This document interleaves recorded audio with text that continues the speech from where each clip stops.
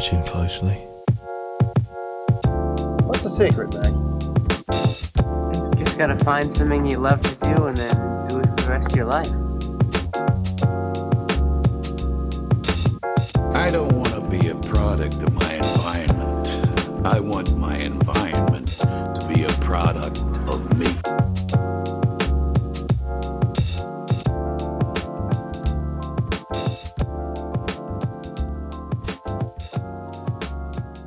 Hello, everyone, and welcome to the Establishing Shot, a podcast where we do deep dives into directors and their filmographies.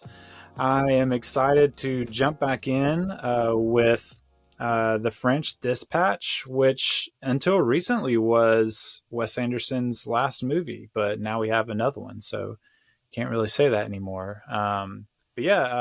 Wes Anderson is our director. We're on covering all of his films. We're on the second to last now, The French Dispatch, his 10th movie in his filmography. And I'm excited to have a first-time guest on with me this week, Kara Smith. She is joining me from Georgia. Kara, me and Kara sort of grew up together. Her mom and my mom were like best friends when they were younger, and so we kind of hung out with them. Her older brother Eric was closer to my age, and we would hang out. And you and my little sister, were best friends and still kind of are. I've known Kara for a long time, and I was thinking like, man, I really need to get a woman on my podcast. So it's not just a podcast of movie dudes, you know. Honored to be the token female.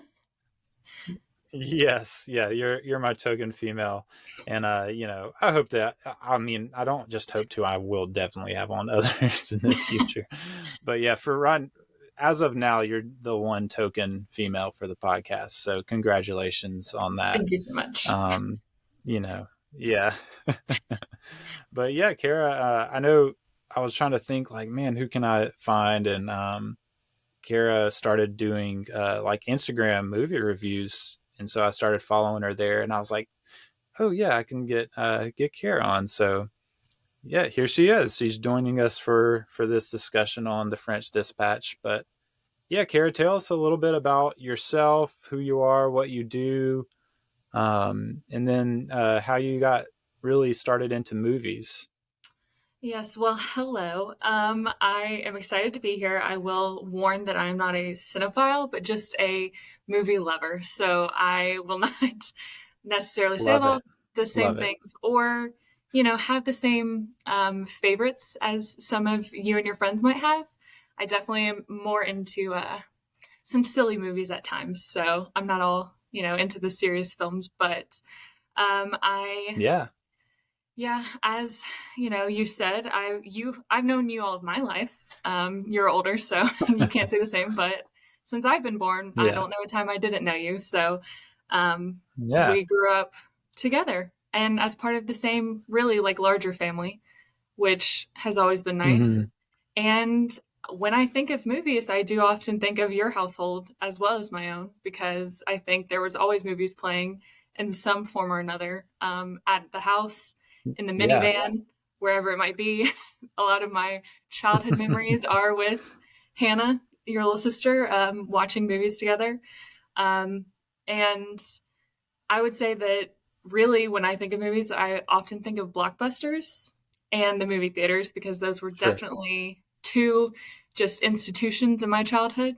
I have always loved movies and television. I think even when I was an infant, I probably was the child staring at the screen if there was one in the room. And we were always Friday night at Blockbusters renting something new. I would always watch my rental like 4 or 5 times because I just loved it. I'd go in there and pick something random off the shelf, and as long as it seemed okay to my mom, we would rent it, and we'll see what it is. You have fun with that. So that's where I definitely started watching movies, but I feel like I got into more like classic films and things like that from the show Gilmore Girls. they reference a lot of stuff. I'm a curious person. I always want to Okay. know, like, okay, y'all talk about this book, you talk about the movie, a show. I want to see it. I want to know what it is. So a lot of my older movies or classic films that I've seen, even like something like Casablanca, that was almost exclusively Hmm. because of the references in Gilmore Girls.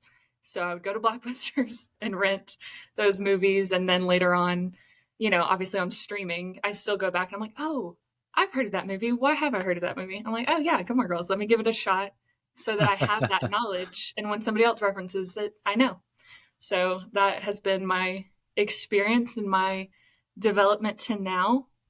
But yeah, I'm the friend who watches a lot of movies. Whether I know the most, that's definitely up for debate, but I watch a lot of them. So Yeah. Yeah, that's really interesting. I would never have guessed, oh, this your venue, or I guess door into more classic film would be through Gilmore Girls. That's really yeah. cool. So Yeah, I kudos love to it. Gilmore Girls. I've Absolutely. seen an episode here or there, Yeah. um, from my wife watching, but yeah, that's really cool. That's unique and fun. Yeah. So and Already a and different I perspective I'm from everybody. really yeah, I'm really happy to have someone that is like a self-acclaimed non-cinephile. Yeah. That's always fun.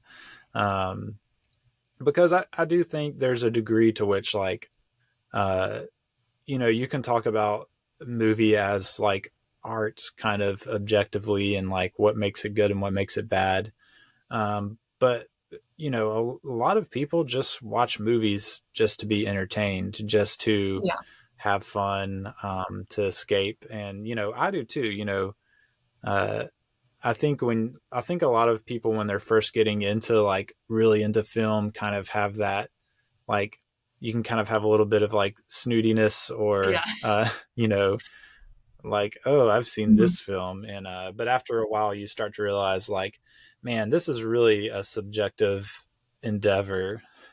Yeah. Like, For sure. people like movies, yeah, people like movies for different reasons, and that's cool, that's great. Yeah. um and so but yeah, do you remember what your first Wes Anderson movie was? My first one was definitely the Grand Budapest Hotel. So I Okay. remember watching that. I feel like randomly at the house with my parents. I think it was the movie of the week on probably HBO or something like that after it had come out in theaters and was Hmm. released, for TV and whatnot. And it was the movie of the week. We watched it and I did love it. But I will say, I think The French Dispatch is the first one that I truly intentionally saw and is still my favorite of the ones I've seen. I've not seen every Okay. single one of them, but I do Wow. think The French Dispatch is my favorite. So I was excited when you asked me between this and I think it was Isle of Dogs at the time. And I was like, actually, this Hmm. one's my favorite. So I I was excited. Great. Yeah. Yeah, well, that's a spoiler for at the end where Yeah. we Sorry. we talk about where to place it. Yeah. But yeah, yeah, that's really cool. I don't know a lot of people that have French Dispatch as their favorite. So I it's know. one of those that's kind of like, yeah, it's one of those where some people have it really low, some people have it Hmm. higher. But I think you're the first one I've heard that has it at number one, which Yeah. I've even heard people having like Darjeeling Limited as their number one, which most people have as like the last. Yeah. So yeah, that's really cool. Well, I'm glad that worked out for you to be able to come on and discuss your favorite. And yeah, with that, let's jump into talk on the French Dispatch. So you had seen it. Did you see it in theaters when it came out? I did, which is also another reason why I loved it so much, was because it came out, October 2021. So it was one of the first That sounds right. movies I remember seeing post pandemic, like in the theater, full experience. I, Yeah. it might not have been the very first one, but it may have been. I don't know. I Hmm. mean, definitely around that time, it was weird, like going into the theaters and how many things were playing. And I do remember going, sitting at an AMC and being like, wow, this is a whole movie. as, you know, Yeah. it's not just some streaming movie like everything else. This was a full-blown production, and I just appreciated Mm-hmm. it so much, having come from the pandemic and only really watching things on Netflix and Hulu that are, you know, sometimes definitely subpar. Sure. So yeah, it was a beautiful time to get back into the theater and see this in its full glory and Yeah. silliness. Yeah. I remember the first one I saw after, kind of after pandemic times. It was really still kind of in the middle of it. Well, it was Tenet when Tenet came out in Oh, I theaters. saw that too. Yeah. Maybe it was just one of the first ones I saw But by myself in the theater, which also is yeah, just a big yeah, experience for me. I love going to the theater by myself. So maybe that was another aspect yeah, of it. Was same. the first one. Yeah. Yeah. So, I didn't actually see French Dispatch in theaters. It was just one of those, when you have a family and kids, or Yeah. even just like a job and a life, Yeah. uh, you know, there's like times where like you can make it to the theater to see movies you want to see, and there's times where it's hard to. For sure. So I just didn't make it to see French Dispatch in theaters. So, which is, I was kind of sad about that, but I did, as soon as it was like out and available, Yeah. I snagged it up and watched it. So yeah, it's definitely, it is, I like how it's said it's a whole movie. It is definitely a production, I guess, with a capital P. Yeah. It's everything but the kitchen sink. He threw it all in there. He did, and it's funny. We'll get into it a little bit later, just like all the things he's doing in this movie, which is a lot. But yeah, I wanted to start it off like we always do, just kind of talking about where did this movie come from. And if you listen to past episodes, this will sound familiar. But Wes is like, in his interviews, he can be sort of vague, but very detailed at the same time. It's this weird. I don't know. He's not like telling you why he made a movie or what it's about exactly, but he kind of gives you these vague clues. But yeah, one of the things he like, for the past, it seems like 3 or 4 movies, just hearing him in interviews, he just talks about how none of his movies come from like one idea. They're always like several or a multitude even of ideas kind of all smushed together. This one certainly is. Yes. And so he said there were 3 things he wanted to do. He wanted to do an anthology film, which this very much is. He wanted, kind of a collection of stories. And he really wanted to do a film that had something to do with the New Yorker. He has been for a long time a big fan of that publication, and he actually, in an interview, there's a kind of a long form interview in the New Yorker about them just talking about this movie, its influences, that sort of thing. It's really interesting. I got to read a lot of it, but not the whole thing. But he talks about how in 11th grade, he had his like homeroom in the library, and his seat was like right in front of a section that was like periodicals or something. And he noticed one of them had a picture on the front, which was different. All the New Yorkers have a unique artwork on the front, and it caught his eye, and he picked it up and he read an article. I think he said the first article was something like a letter from New Delhi or something. I forget the name of the author of it, but yeah, he was like captivated by it, and so he started like collecting them, starting way back then, and reading them in the library, and went through college. And it's even to the point where I think he said that as of now he has like almost every issue going back to the 1940s, which is That's really amazing. impressive. That must be, Yeah, that's an yeah, accomplishment. that must be, yeah, that's an impressive collection. So, um, And I can only yeah, imagine go where he ahead. stores those, because for a long time I collected all of the Vogues that I was subscribed to, so 12 a year. They're huge. And I remember seeing in a documentary, I think it was The First Monday in May, that documentary, or maybe it was the September issue documentary, but there was a daughter of an editor who she had all of the Vogues. It was all of these white bindings on these shelves in her like living room and Hmm. everything. I was like, that looks amazing. Started keeping mine. I was like, this is the most ridiculous, heavy, just like paperweight. Just everywhere there's paper, shelves are Yeah. full. It but quickly becomes out of hand. So I can only imagine where he stores those, and if he's ever moved since then, how he, transported all of that paper, because it gets heavy real fast. Yeah. Yeah.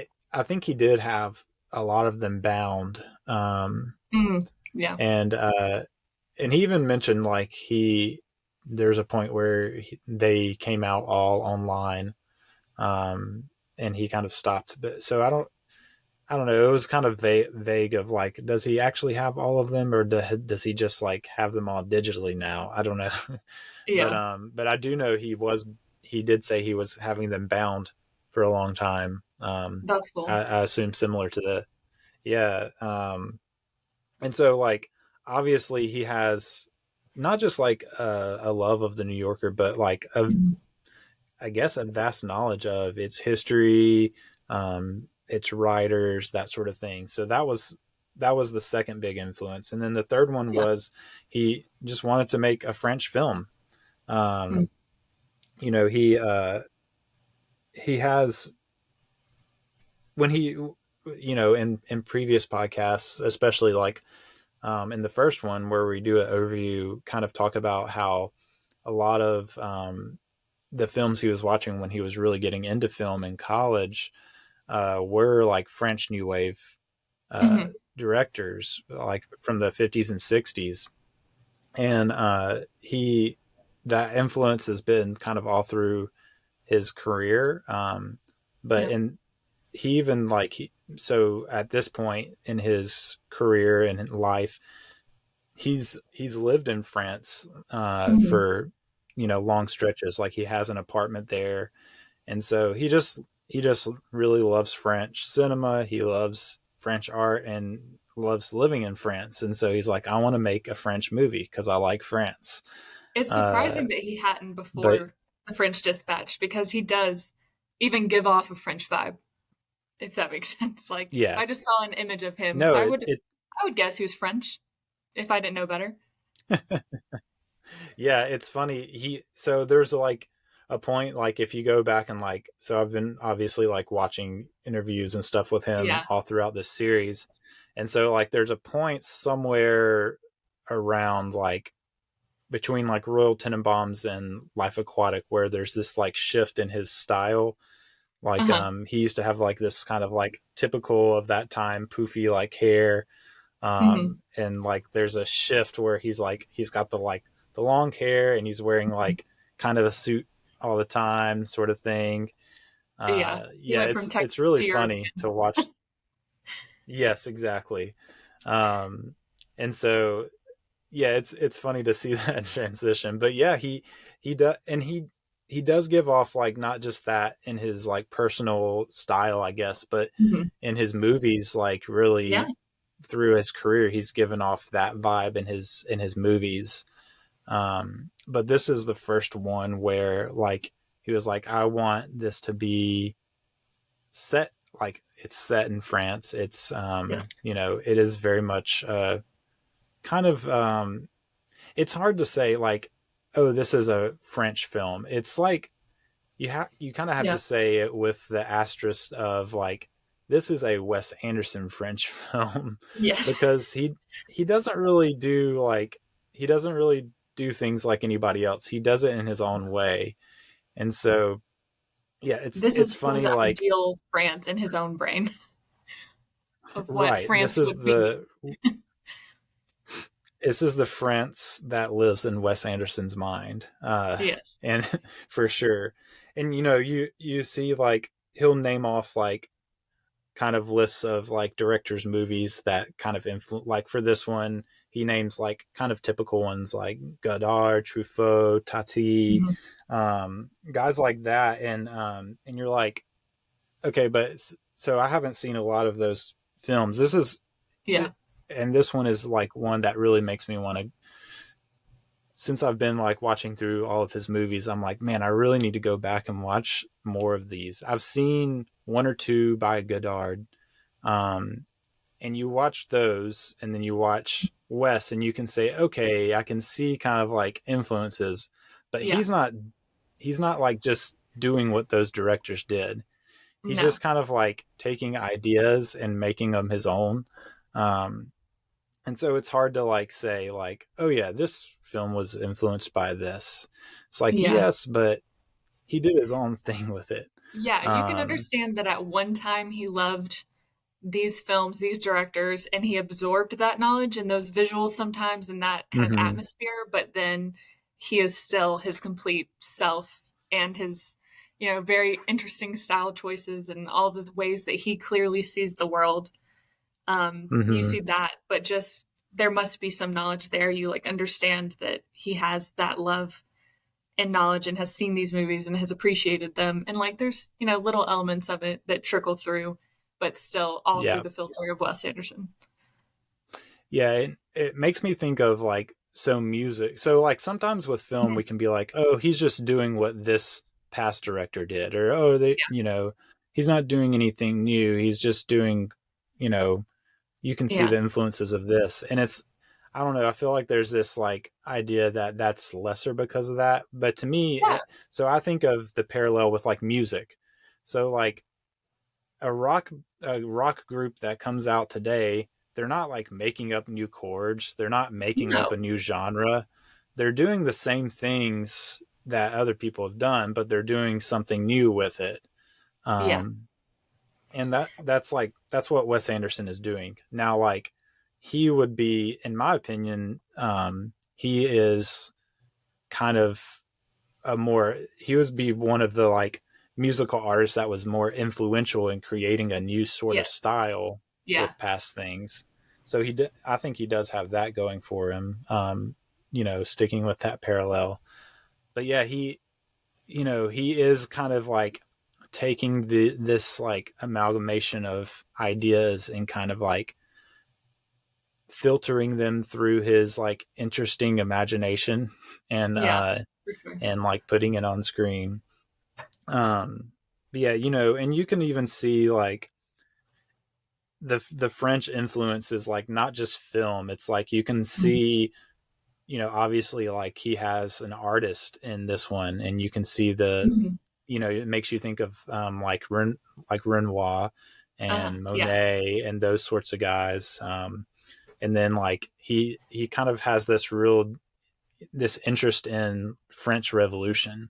So like there's obviously like influence of like the 1700s French Revolution, and then also like there's an influence not just like of the May 1968 revolution that happened in French, but also like there's actually a direct like reference to the New Yorker article that Gallant wrote about that time. And then like French food. Yeah, for sure. I saw an article or a video about that article in that revolution and everything. And it is, and when you do think of France, the revolution, the art, the smells of the city streets, which are obviously also depicted here. And the food, as you were just about to say, like that's all the things that the French are proud of, that I feel like kind of bring back around every time they're discussing anything. They bring back liberty and freedom and revolution and all of that in the discussion of everything, including art, food, culture, all of it. And all of those elements he definitely picks up in this film. Yeah, for sure. And it's, I don't know, it's just fun. It's, I've never been like I've been in an airport in Europe. That doesn't really count. But Yeah. I've never been to Europe. So like when I watch, movie, like when I watch European movies, that's like Yeah. my reference point. Which I know you recently had a trip. Did y'all go to France Yes. at all? I have been to France once, and it was when I was in Okay. Switzerland, but I'd never made it to Paris, where you would think of. So I was in, and I don't even remember exactly what the city is, but was in France for a little bit, but it was close to the Switzerland border. So I just Gotcha. basically spent a day in France. I've been to the Charles de Gaulle airport many a times, transferring flights, and that is, in my opinion, the worst airport in the world. So, and it feels very French because everyone has an attitude. So, and nothing is easy. But I I do think that movies like this are very funny in the sense of they romanticize France in particular, but then Hmm. also they kind of bring up the exact elements that once you kind of go, you see, like the rats, the cats, the smells, the gloom. All of Yeah. that is prevalent, but also he still continues to romanticize France and French culture, which of course has been romanticized for forever. Yeah. Um, yeah. Yeah. Yeah. And he, when I did the episode on Darjeeling, Hmm. he kind of talked about in interviews how like he had grown just a deep love of like traveling and exploring, new places, and Yeah. he kind of talks about how like there's this weird, I guess like paradox in a way of like being in another place, especially like if you're there for an extended period where Yeah. you feel like there's moments where you can feel deeply lonely, but Hmm. there's also like something special about that, and like in the kind of adventure of it all. Like Yeah. everything you're doing and experiencing, Hmm. like even like mundane tasks, like if you're living somewhere for months, then like you have to get groceries, like you have to, Yeah. do normal stuff. And if you were just doing it here in America, like as an American, it's just like mundane, normal, Hmm. stuff. But in another country, everything is an adventure. Like, am I Yeah. going to be able to get what I need? Because I don't Yeah. speak the language that well. Like, am I going to be able to like find my way around? Yeah. Um, The variety of things that you may have never seen before, the things you get to try mhm. even at a grocery store, the cookies you Yeah, could buy next to the Oreos that you intended to buy, but you're like, oh, well, these are from this country, so let me try those. Or, right. just the things that you expect to be the exact same, but you taste a Pringle in Ireland and it tastes completely different than a Pringle in America. And you're like, oh, well, this is fun. And this was, yeah, different than just me getting a snack that I anticipated to be exactly what I thought. There's all these variations that just remind you, like, oh, yeah, I am traveling. I'm actually in a different place and culture, and I'm having a different Yeah, experience every second of every day, pretty much. yeah. It's it's interesting. It's like it's just unique. It's a unique experience being somewhere else. And Hmm. yeah, I will say that in my opinion, Coke for some reason tastes better in every other country. Yeah, it I don't does. know why. I think the main reason is they're not using corn syrup to sweeten it. Yes. um but yeah, that's so like if that's, if you've never gotten to another country, just like, that's your motivation. Go so you can try Coke that Yeah, tastes better in another absolutely. country. I mean, if you were saying, why should I go to Ireland? Because I spent like most of it one summer there, I would tell you because their raspberries, for some reason, taste so much better than raspberries in America.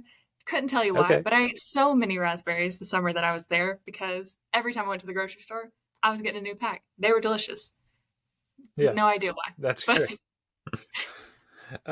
Yeah, so yeah, it's funny, Wes. I think it's one of the, so there's a guy, Hugo Guinness, that co-wrote Mhm. Grand Budapest with him. Yes. And he was one of the co-writers here, along with Jason Schwartzman and Roman Coppola. who have partnered with him. This is the first time that you have that kind of like foursome all together. Yeah. But so that's fun. But Hugo Guinness, Wes says that he describes Americans going to Europe as kind of reverse immigration. So like with an E. I don't know. Yes. I guess like there is a way you pronounce those differently, but not with my immigration, accent. They sound the same. Yeah. Yeah. Immigration. I don't know. Yeah. But I'm not gonna say it different. It's immigration with an E. There you go. So like, leaving America to move to Europe. Hugo Guinness says that's reverse immigration because you're just going back to kind of, well, I guess like, especially if you're white, you're going back to where you came from.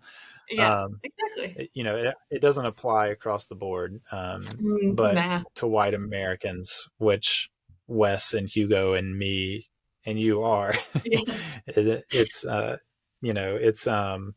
reverse immigration, and which I think is kind of like, it's a funny way to think of it, but also like very true.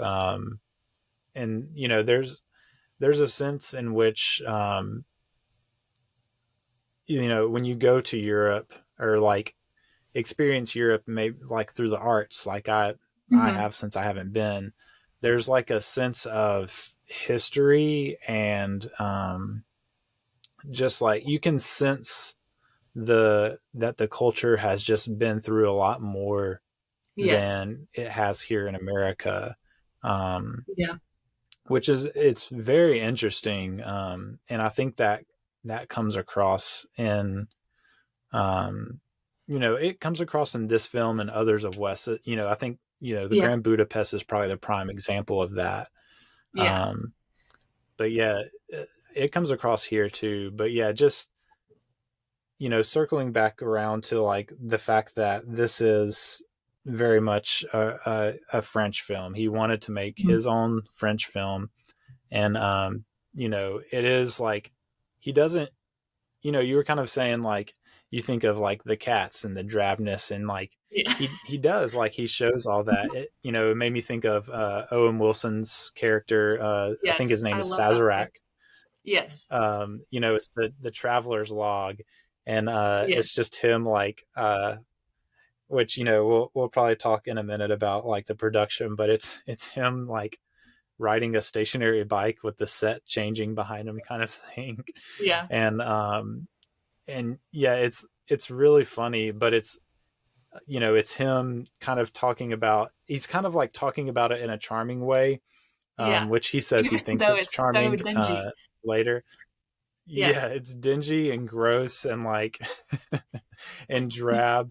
And Bill Murray's character, Howitzer Jr., is like talking with Sazerac afterwards, and he's like, don't you want to put something like nice, like a flower shop or something? Yeah. And Sazerac says, I hate flowers, Yeah. So, I love he like that. Go ahead, sorry.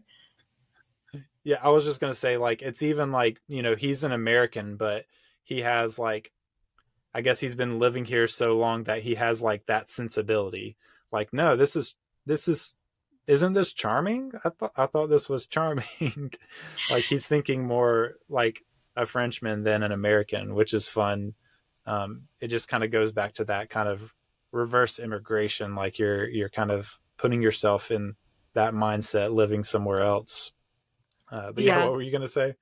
I was going to say, I even I remember in the theater seeing, all of the title screens and everything appear, and the fact that the town was called Ennui and Sur Blasé, that was the funniest thing immediately to me, because I was actually, from having watched Gilmore Girls, I knew what ennui was and what that meant. And so the fact that the whole town and just environment and this French place is just devoid of optimism, and everybody's just dissatisfied with life. There's so many bodies coming out of the river. I mean, it just cracks me up. And yes, him and his little bike with his, with his French outfit, just riding around town, being like, it's wonderful here. This is a wonderful city. Yeah. And everything is so sad. Yeah. It's, and it's funny, like, it's romanticized but it's not. It's like, isn't Yeah. this great? This, this sensibility of like pessimism and just Yeah. like disgust and boredom. And But just yeah, taking it. ennui sur blase. It's like, I'm trying to remember. I had looked up like all the direct translation, and it's like ennui was like sort of like boredom, Yeah. I I guess, have is it here. exact like basically what it means. Yeah, I had Googled it too. I'd like to find the specific definition. It says a feeling of listlessness Hmm. and dissatisfaction arising from a lack of occupation or excitement. They are just Yeah, dead inside, and they've accepted it. yeah, and And that's awesome. blase is like Just that's on. unimpressed. I feel like blase. Yeah, it's something that we actually. I think you don't hear people really saying it much now, but I feel like at one point it was kind of like Yeah. a word that Americans would even use, like is so blasé, which is like Yeah. you're so familiar with it that you're unimpressed. Yeah. And yeah, so it's funny. It's almost like which I think Wes said that like Jason Schwartzman was the one that came up with the name of the town. He just like kind of said it, and they were like, yeah, let's go with that. I think it's an But I excellent guess choice. it is like, yeah, it's ironic, and it juxtaposed with the name of the Kansas town that the magazine is Mhm. based in, which Yeah. is Liberty, Kansas, which just sounds like so American. Yes. Uh, but at the same time, like Liberté is in like the Mhm. French, I don't know what you would call it, like motto or Yeah. whatever, Yeah. Yeah. whatever you would call that. Like the things that would end up like on your money and stuff like Yeah. that. Your It's coin like, stuff, your yeah, nation's motto or whatever. yeah. Liberté is on there, which kind of goes with the revolution theme, but Mhm. but you but you don't like get the feeling like it's No, so free here. no, you don't get the feeling Uh, of accomplishment and excitement. Liberty just screams like, "Yeah, we did it," which is funny. Then, of course, that they gave that to America because that is the kind of atmosphere that at least we are known for. Sometimes some people would say foolishly having is like, "Oh yeah, we did it and we can do it all," mhm. kind of atmosphere. Yeah. And then France, who also is famous for fighting for their liberties and freedoms, is Hmm. ennui, blase, Yeah. don't care, Yeah. you know? And they even have the sister of, Lady Liberty Yeah. over there. So, we both have our Lady Liberties. Mm-hmm. Just one country has a little bit more history and a little less optimism. Yeah. Which, for some people that's their thing. I feel like I feel like I could get on that wavelength personally. Mm-hmm. Yeah, I feel like me and my wife are like like at opposing ends of that spectrum. Yeah. I'm the kind of person that says like I'm not pessimistic. I'm just like Yeah. realistic, which is just another way of saying like I'm pessimistic. Yeah, you're leaning in that direction at the very Yeah, least. yeah, for sure. And but yeah, so we kind of mentioned the writers. You have Wes, obviously, co-writing with Schwartzman and Coppola and Guinness, and which I really think I really have enjoyed the movies that he's written with Schwartzman. I like that he kind of just brings back the same guys to work with, Yeah. because I think something it probably does is it helps your workflow. You don't have to like Mm-hmm. get muddled up in doing whatever. But yeah, he talked about how when asked about like the order that he wrote these stories in, he said I definitely wrote the Roebuck Wright story, which is the last one with Jeffrey Wright. Yes. We wrote that one last, and he said they wrote that one pretty fast. Mm-hmm. Like it was kind of like, okay, let's like tie a bow on this, and they wrote that story. But he said he had actually had the Painter story, which has Benicio del Toro and Lea Seydoux and Adrian Brody. That story he had written for like 10 years. kind of on paper. Yeah.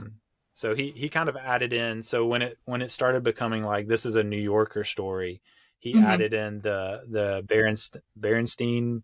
Am I saying that right? Character, Tilda Swinton's character. Yes. So that part wasn't like around for 10 years, but like the painter story, he had like just kind of like sitting around on paper, I guess, like Which making tweaks to it for 10 years.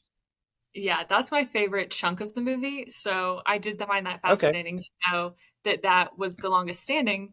Because sometimes, it could go either way. When people have been working on something for so long, it can just kind of get muddled up versus, throwing out something last minute and it actually being, really interesting and like engaging. But I love what is it? I don't remember what it's actually called. Oh, the concrete masterpiece. I love that. Yeah. Story in his French Dispatch paper, Yeah. It's a really interesting one. It's funny though, because like my favorite is the Roebuck Wright story. Yeah. Which I'm not surprised. Yeah, I should have written down the names of all these stories. I think that one's called. I have that written down. I think. Good. The Private Dining Room. That's what that one's called. Okay. See, I couldn't have even told you that. I never would have guessed that. But yeah, so that just goes to show like all the detail in Wes's movies. Yeah. But yeah, so maybe it's like you're like, I think it's probably just like personal preference. There wasn't a story that I disliked in this. It was just like, if I had to pick a favorite, it would be that one. So it's funny that, you picked the one that had been around the longest, and I picked like the one that they wrote the fastest and last. So that was the one. Like I think and we'll get into it, I guess, in a minute. But that one felt like it kind of put a bow on everything and kind of emotionally gave like a real. It felt like it emotionally tied everything together for me. But yeah. So that, one of the things that I thought was funny was it was in an interview, I want to say with like the Lincoln Center. It was like the Lincoln Center showing the movie, and they did an interview, and Wes and some others that were in France or Spain or something, like video conferenced in, and they were asking about like, well, when is the setting of this movie? And Wes was like, well, there's some that feel more like this, like 60s. There's some that feel more like the 20s or something. He's like, it probably spans about 75 years. And so it's, which is funny because that is something about his movies is like, they always have a setting that feels familiar, but isn't exactly like set in stone where it is in time and space. Yes. And this definitely has that feel of like, this is France, and it all feels like connected to France and to this French town and to things that are going on in France, but you're not really sure like when in France and where in France it is. It just kind of like feels French. Vaguely French, so, yes. It is like he has, even of like the time period of the 60s, the 20s, the 70s, he has seen content. He knows what those do look like, but he's just absorbed that and then said, okay, here's my story. It's got references of it all. It's still just me and my brain, but you can see how I got there sometimes. Right. Other times, not exactly. And it might not be accurate, but that's fine because it's my brain and my just art out there. Right. Yeah. And like, talking about like influences, we've been talking about the French influence, but really like the New Yorker influence is really huge. He even came out with a book that I was like, man, I might need to grab this because it would be interesting to read. It's called An Editor's Burial, which is one of the like funnier moments to me, like that one of those like quick passing funny like gags that Wes throws in where it's talking, it's Anthony Howitzer Jr., the editor of this fictional paper, a magazine is dying. Like, it's not like a spoiler. You just, that's part of the framing device, and it's like Yeah, talking that's how we about him, start. and it's like he had an editor's burial, and it's like it's like grave in the middle of nowhere with nothing around it, and oh, bump my mic. But yeah, you know, like a grave in the middle of nowhere, nothing around it, a few people there.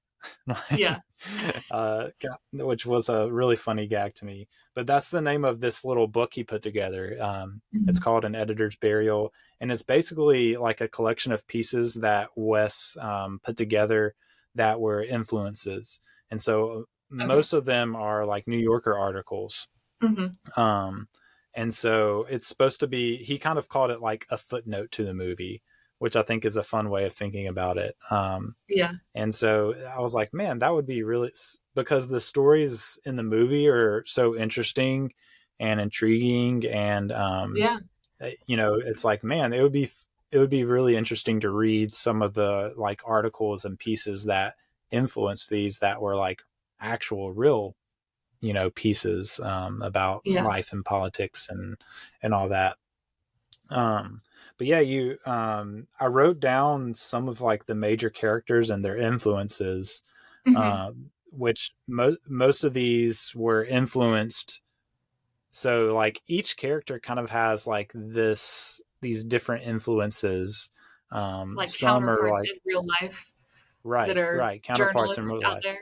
Yeah. Yes, that's a good way to put it. And you know, some of them, I assume some of them are still living. Like I know one definitely is, and some of them have passed.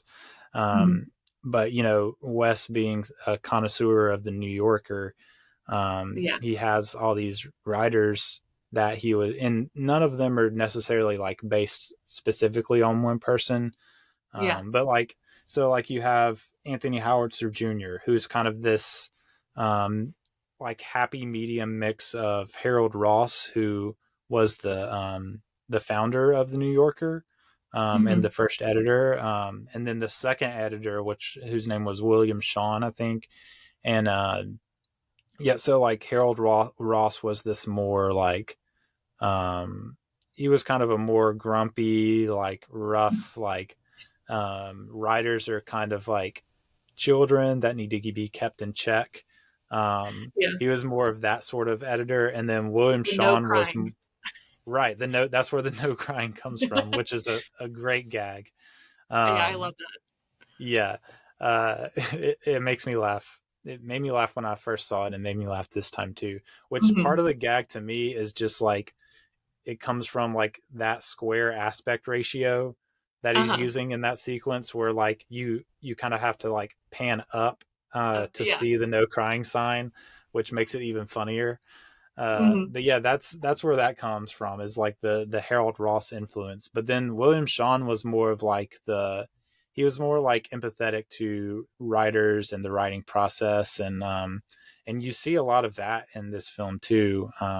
Which, you know, I think most people were like, oh yeah, it's Harold Ross from like a lot of the interviews and stuff I was seeing. But when he mentioned William Shawn and the sort of person as an editor William Shawn was, I was kind of thinking, man, I see more of William Shawn in this character than Harold Ross.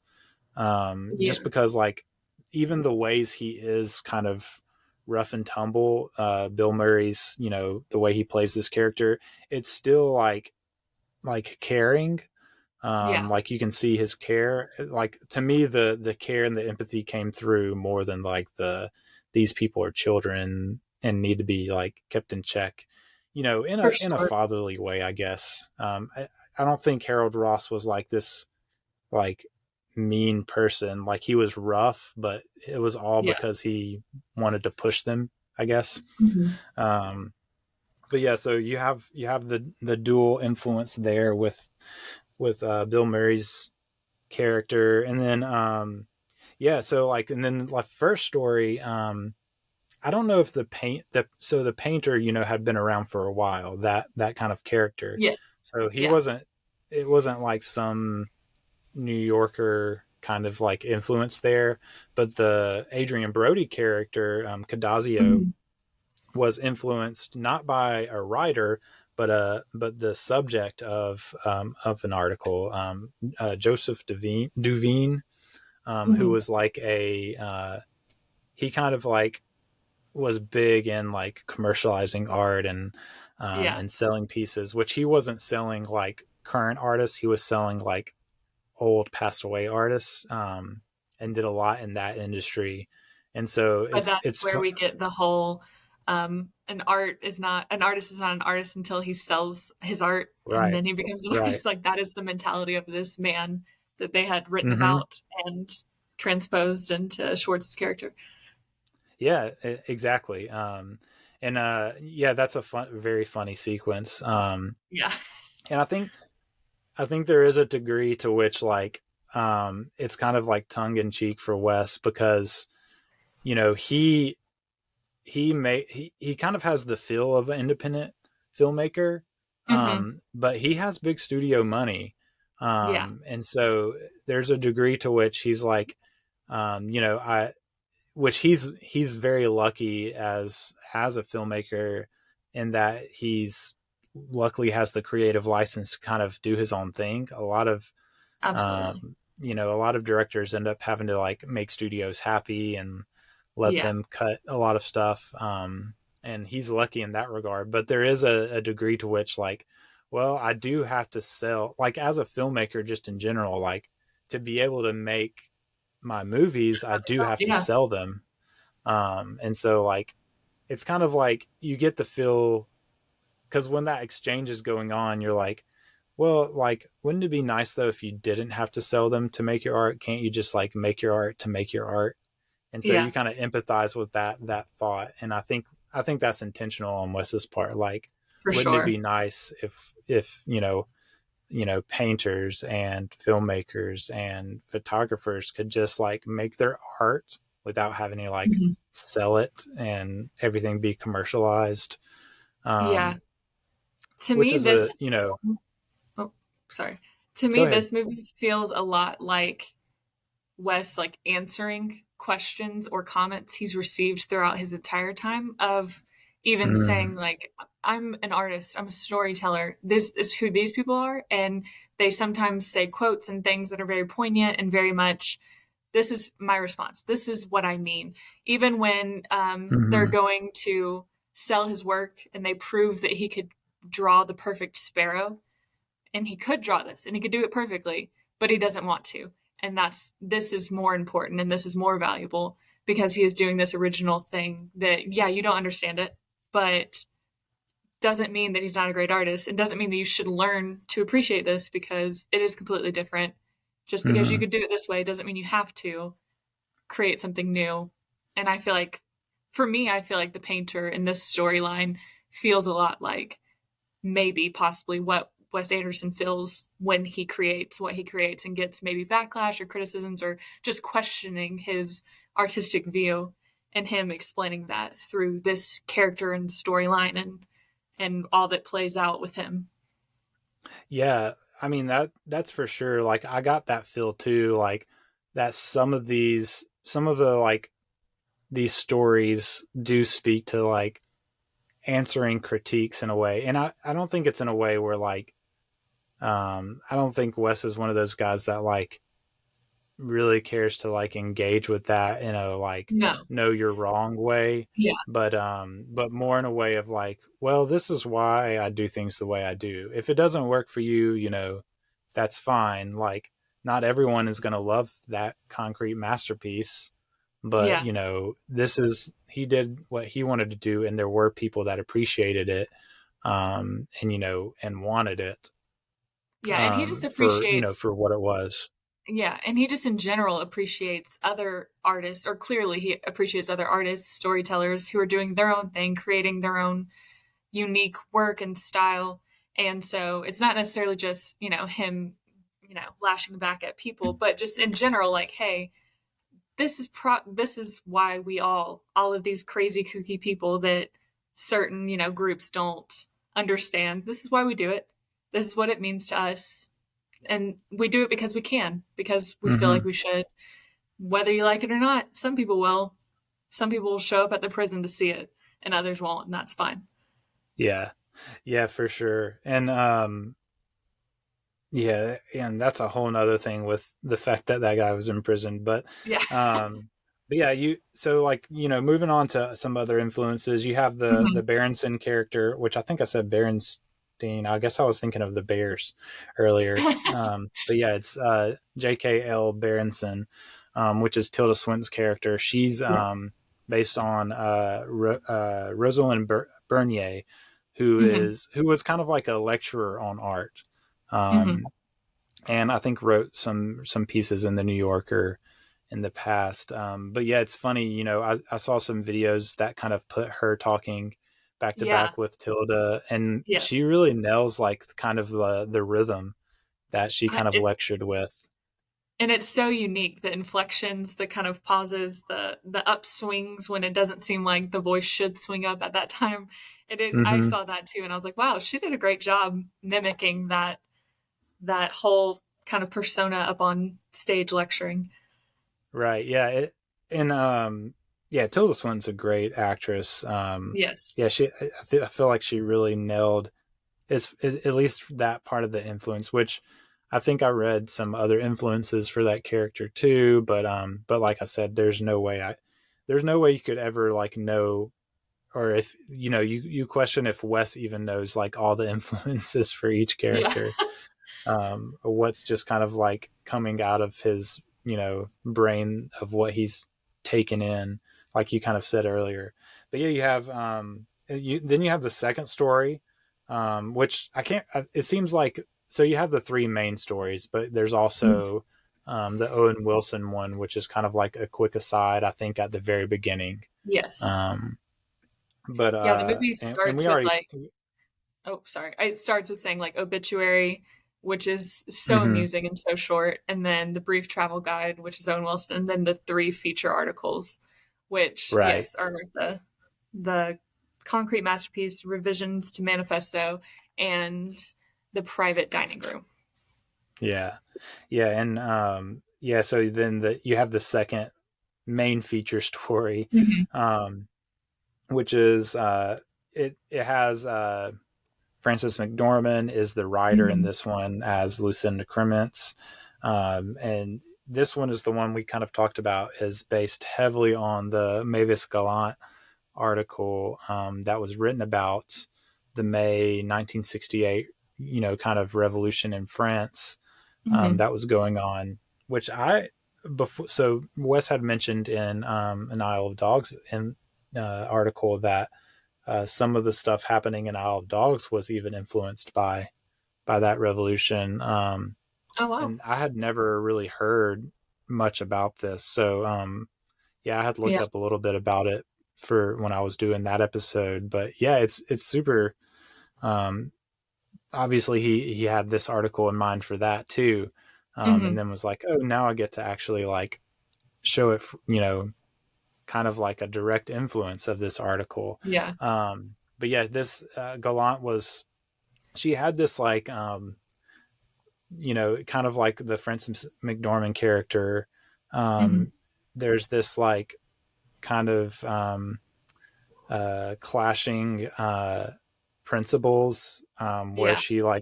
she says like I have to be removed so that I can be like objective, but she Mhm. also seems to have It's a deeply principle of involved. like of Yeah. like trying to show the most empathy she can, which those are Mhm. kind of like opposed to each other. Both sound good alone, but when you put them together you're like, well, how do these work? Yeah. um but I guess it created like this unique voice, with like having those kind of opposed principles, I guess, like Yeah. gives you a unique voice, which I think kind of comes through with the way that McDormand plays this character. Mhm. She does, and I think it helps that they're kids, so Absolutely. Yeah. they're kids, so there is a sense in which like she is like, just by nature of being an older woman that's Mhm. also not French, where she is like she kind of has to be removed and objective. Mhm. But then she gets involved intimately with Timothy Chalamet's Yeah. character, which He was I'm a great assuming they're, addition to this yes. world.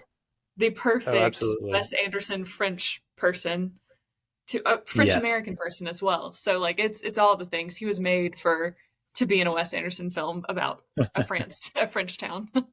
for sure.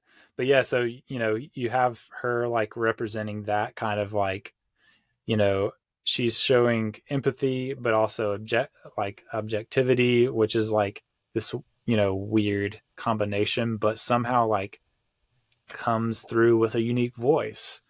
Yeah, Um, and as you said, because she's dealing with youth at the time, it's easier for her to have that empathy, I feel, because she kind of just takes on the role of like, I'm an older person and I know how these things play out once you get older. So she's trying to just guide them in the right direction and tell them like, hey, this is not going to matter later, or this is going to matter. These relationships do and don't count for anything. So mhm. she, from that like adult perspective, helping these younger people with their views of the world is different than I'm sure if this writer was writing an article about something else that was maybe more in her wheelhouse or with other adults and stuff. I don't know how that empathy plays out in that situation, but as an adult seeing these like younger people dealing with something, that to me is an Mhm. easy access point for her to have that empathy and show that point, like that side of her view and like morals in this situation. Yeah, and it's you get the feel that at times like she feels more motherly, but then Mm-hmm. like you get the feeling that she really like she is actually like engaged with their mindset. Like she sees Yeah. the like there's sort of a like naive narcissism, and she Yeah. that kind of comes through, um in her writing, that she sees, but she kind of like respects it. And Mm-hmm. that's, I think the empathy really comes through there, where you see that like she's objective, she's realistic about what can actually come about Mm-hmm. from everything happening, but also like she appreciates that they are seeking like progress, that they Yeah. are like they may be naive, but they believe in something, Yeah. which I thought was really interesting. She has that little like monologue at the end is like really beautiful. Mm-hmm. Um, you know, to read a part of it, she says, uh, in her writing, he is not talking about Chalamet's Yeah. uh, Zeffirelli. Zeffirelli. Yeah. He is not an invincible comet speeding on its guided arc toward the outer reaches of the galaxy and cosmic spacetime. Rather, he is a boy who will die young. He will drown on this planet in the steady current of the deep, dirty, magnificent river that flows night and day through the veins and arteries of his own ancient city. His parents will receive a telephone call at midnight, dress briskly, mechanically, and hold hands in the silent taxi as they go to identify the body of their cold son. His likeness, mass-produced and shrink-wrap packaged, will be sold like bubblegum to the hero-inspired who hope to see themselves like this, the touching narcissism of the young. And so, like, I don't know, that to me is like really beautifully written, Mm-hmm. and probably like very much in the style of Gallant, who Yeah. wrote the article influencing this. And yeah, it just kind of touches on like she's realistic about like the outcome. Like Mm-hmm. there's a pessimism and a objectivity to it, but there's also like this deep respect that like he deserves more than like the result that was inevitable, Yeah. because he was fighting for something. So And I to don't know, me, I thought that was really cool. yeah, to me, Mm-hmm. I don't know obviously Gallant's like history and everything, but this character, Frances McDormand's character, feels to me as though that her pessimism and realism has stemmed from her age and experience, whether she was just like Zaffarelli and also had led a revolution in her youth, or she's just this is what Yeah. she's covered throughout so many years. But it seems like the respect, like you said, of someone who thought this way at one point or believed to and has been worn away by the years and by the obvious results of so many of these things that she's witnessed. But so she knows this is inevitably what happens because this is what's happened time and time again. However, it doesn't mean that it shouldn't, that they shouldn't still try. And the youth, that is what they're for, is to have that blind optimism and belief in themselves and naivety that helps lead something forward, even if it doesn't accomplish its full goal. It moves it just a little bit further. Yeah.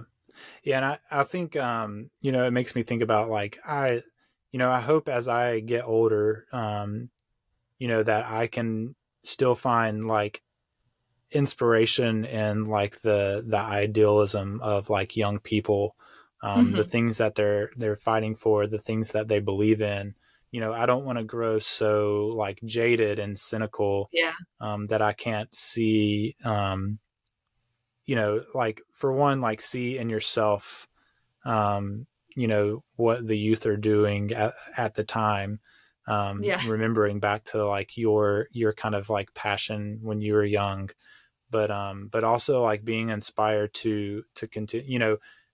You question why did Gallant write this article, and then for the story, why was Kremens covering this?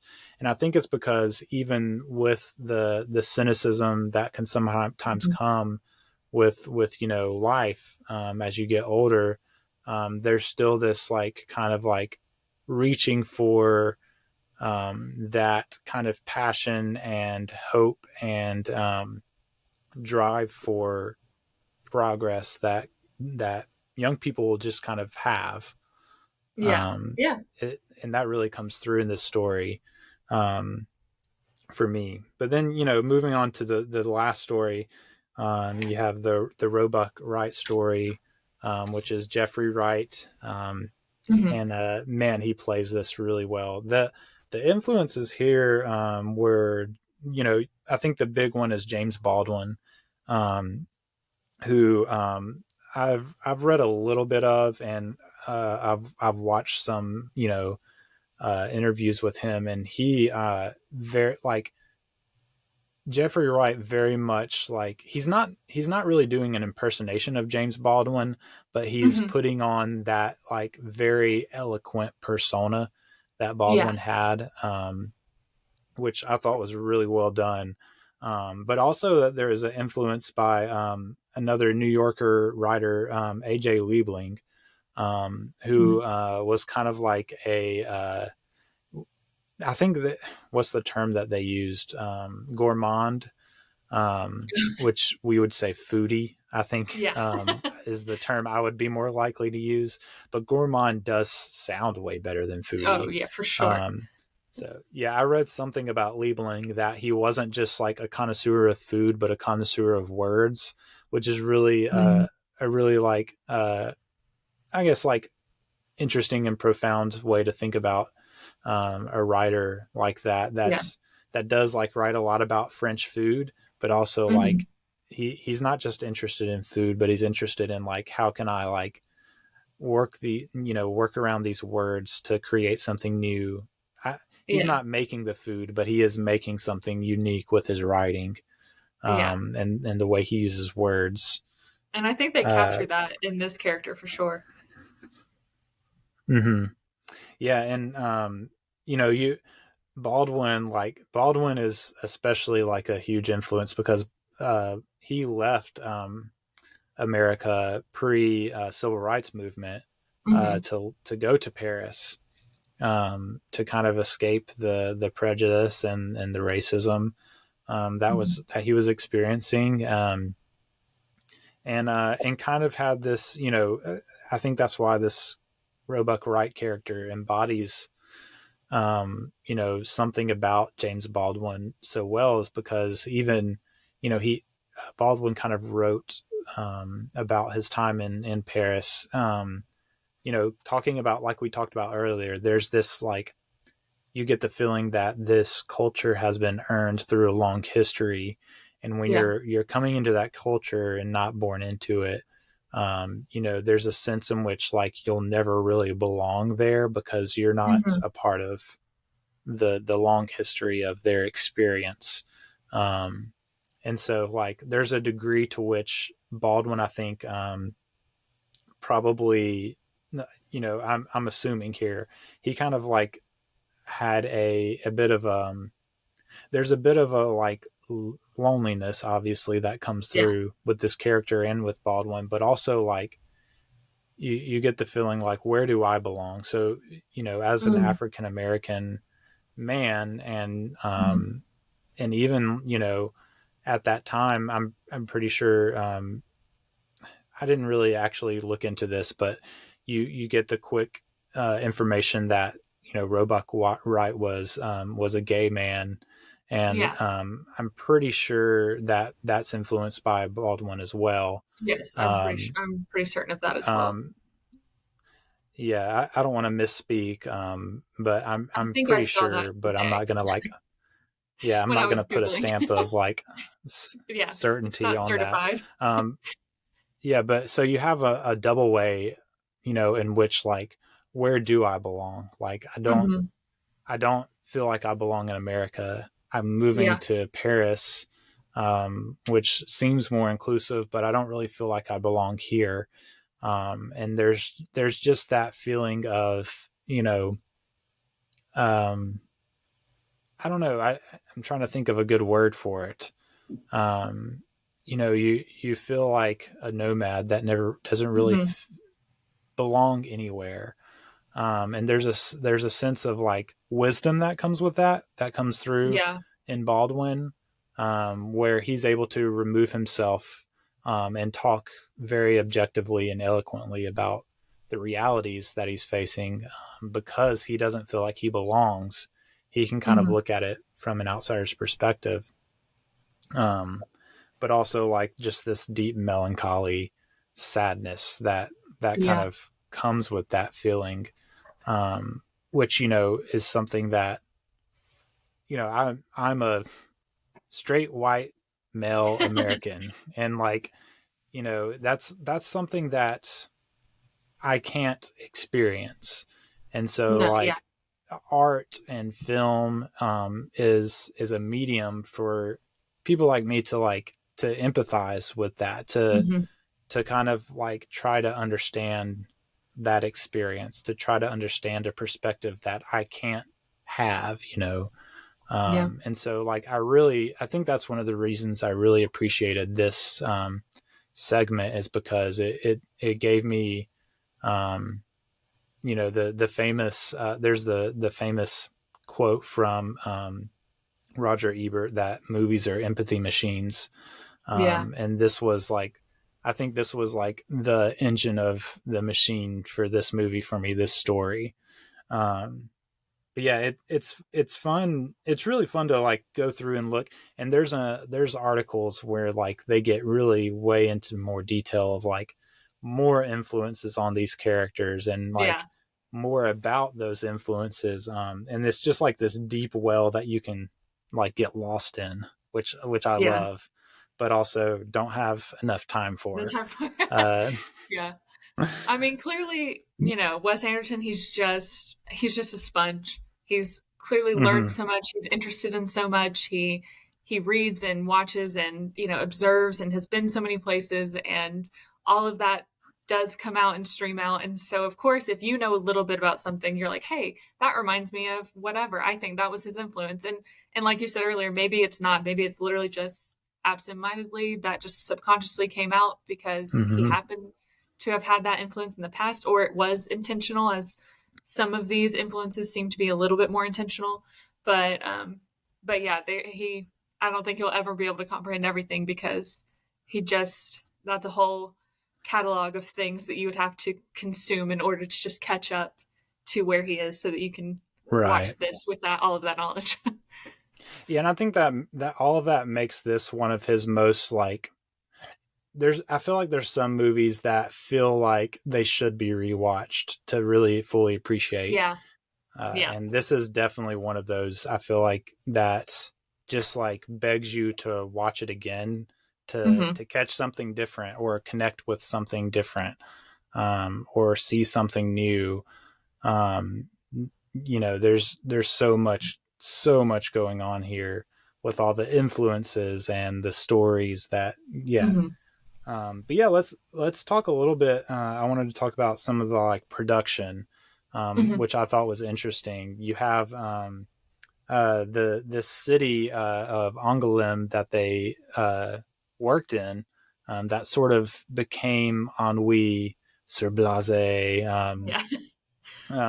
Yeah, it's so you have Angoulême. Wes kind of he really has a knack for like finding, it seems like, both like locations that just work so amazingly, that are like the right mix of like old and modern, that kind of fit his style and atmosphere, and then like these makeshift places to build sets. Like you have from Moonrise Kingdom, they like basically use this old department store and built all their sets inside of there. And it's a similar thing here. They found this like kind of abandoned factory, and they had to start from scratch. Like there was no electricity, like they had to like put electricity in, like, and it was kind of in the center of town, so it was like, you know, a good center point for everything.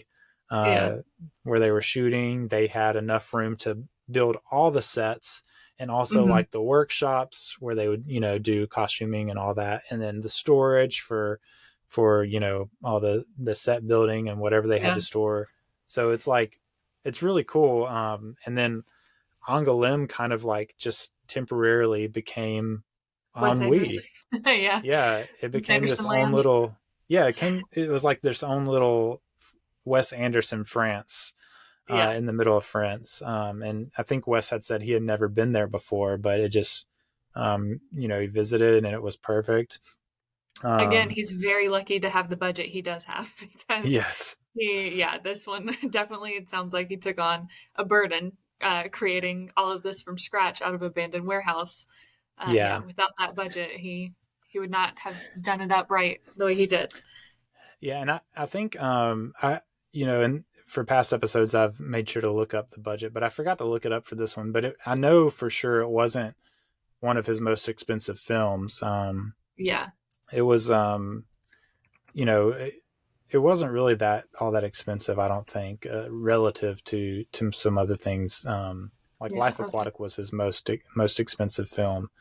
But yeah, it's just fun to like hear them talk about how like it became this little like Wes Anderson French universe for a time.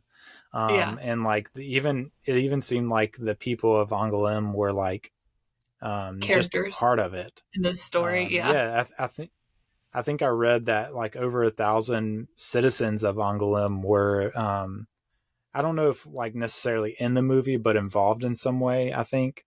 Whether it's just working or like, and even like I read or heard or something, the animated sequence that happens in the Roebuck Wright, which is kind of like it's kind of like a call to like the Adventures of Tintin comic strips, sort of thing. That was animated by people either like living in or studying in Angoulême. So that's amazing. So like they really like made sure which is something I appreciate. They're not just coming in and taking over, but they're like partnering with the city and the people of the city to make things happen. Which really, I guess, feels very Wes Anderson, because, you know, if you read enough about like the way he makes movies and hear enough interviews with his cast, it's very much like a family experience. Like they're staying in the same place, they're eating meals together every night, and it's kind of this community that he builds, you know, and they're all. You know, it's the reason he gets such like star-studded cast every time to come back and to do very small roles sometimes. This one, some people are only in there for a couple of scenes, even though they're large names. Right. And you would think, but you know, they're gonna fly out there, they're gonna hang out with him and enjoy that very, I guess, camp-like atmosphere that he creates with keeping them and everyone together. Yeah, I think it was Bob Balaban, who like is barely in the movie at all, but he was a part of that interview with the Lincoln Center that I had mentioned before. But they kind of asked like, what makes you keep doing Wes Anderson movies? And he kind of said that, well, the kind of jokey reason is that if you don't say yes, you're afraid you won't get asked again. Yeah. And but he was like, no, the real reason is just because it's a joy to do it. And even like Léa Seydoux, who is a French, she's the one that played Simone in the first main story. She was just kind of saying like that it, as a French woman, like it did feel like kind of an ode to France, or a love letter to France in a way, which I thought was cool to hear from someone that's French. That it, obviously it's a Wes Anderson movie, and not a French movie, but it does feel like someone that you can tell does love France. And so, I just thought that was really cool. Another kind of like side interesting thing, there's this like animated music video that yes, I saw that. Did you watch it? I did. Yeah, it's great. It's the song Alina, which I'm assuming I'm pronouncing that right. That's what it sounds like. Idea. That's what it sounds like he's singing. But yeah. But it's this like 1965 hit by the French artist Christophe, who had this kind of like pop hit, Alina, that Jarvis Cocker, who most people probably know, he's the guy that sings the little song at the campfire for Fantastic Mr. Fox. Yes. That's probably like the most recognizable, but he's been in a couple of Wes Anderson movies, but he kind of plays this fictional, which he doesn't ever appear. You just see a poster of Tip Top. Yeah, it's a fictional musical artist. And it comes up in the second story with Timothy Chalamet, and the other, I'm trying to remember the girl's name. The girl who plays Juliet. Lena Kudry. I'm probably pronouncing Lena Kudry. I'm probably pronouncing that wrong, but oh well. But yeah, it comes up like in their little scene. You see the poster of them, and they're kind of arguing about it. But yeah, he like covers this song, Crocker does, as this fictional Tip Top artist, and so that's a fun little call to something French too, that I thought was fun. But yeah, if you're listening and you haven't gone and watched the little music video, it's really fun. Cute. It's almost like it's like a expose of the whole movie. Like you see all the characters. I love Owen Wilson's little character riding his bike around, following him as he sings. Yeah, it's really fun. It made me smile. And then the song was like stuck in my head for a while. But I don't know French, so I was just like kind of murmuring the tune. But yeah, so that's a fun little aside. As just like, it's just like Wes is just like, well, we have this song that appears in the movie by this fictional character. Maybe we should make a music video for it. Why not? Might as well. Yeah. But yeah, you should definitely check that out if you haven't seen it.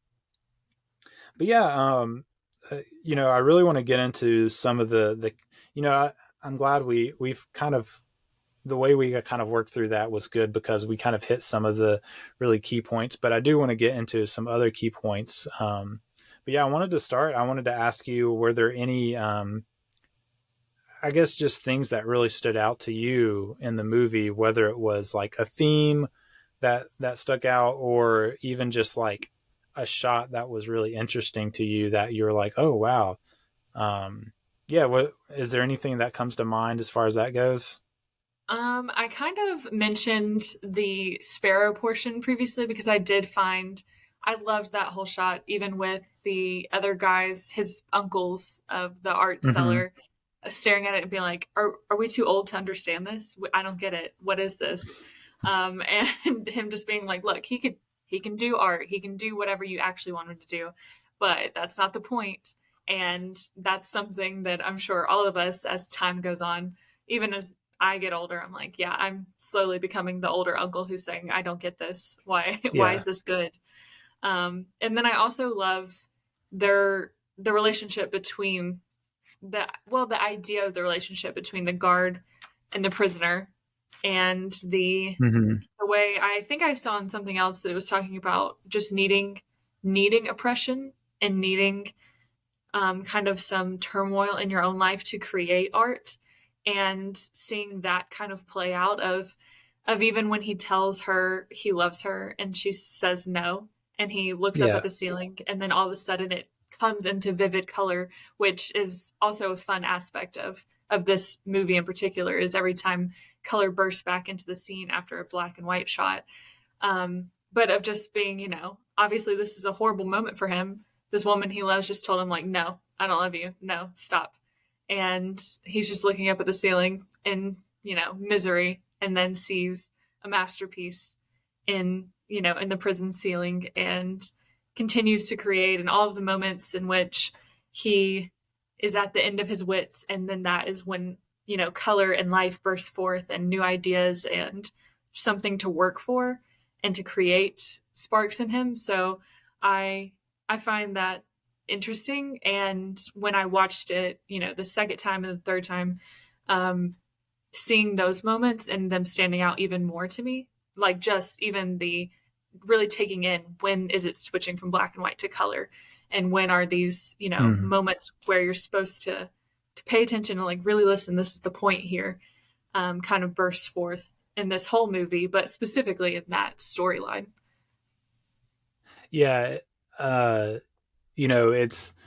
It's really interesting.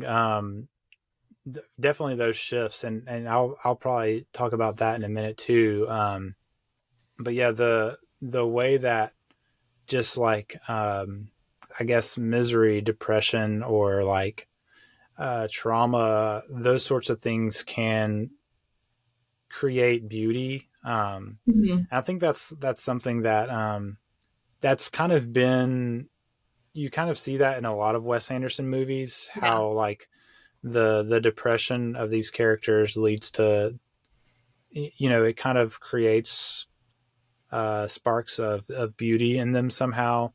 And I think it really does. I think that is a huge emphasis here, on how just like the way that life sometimes can be miserable, can create beauty.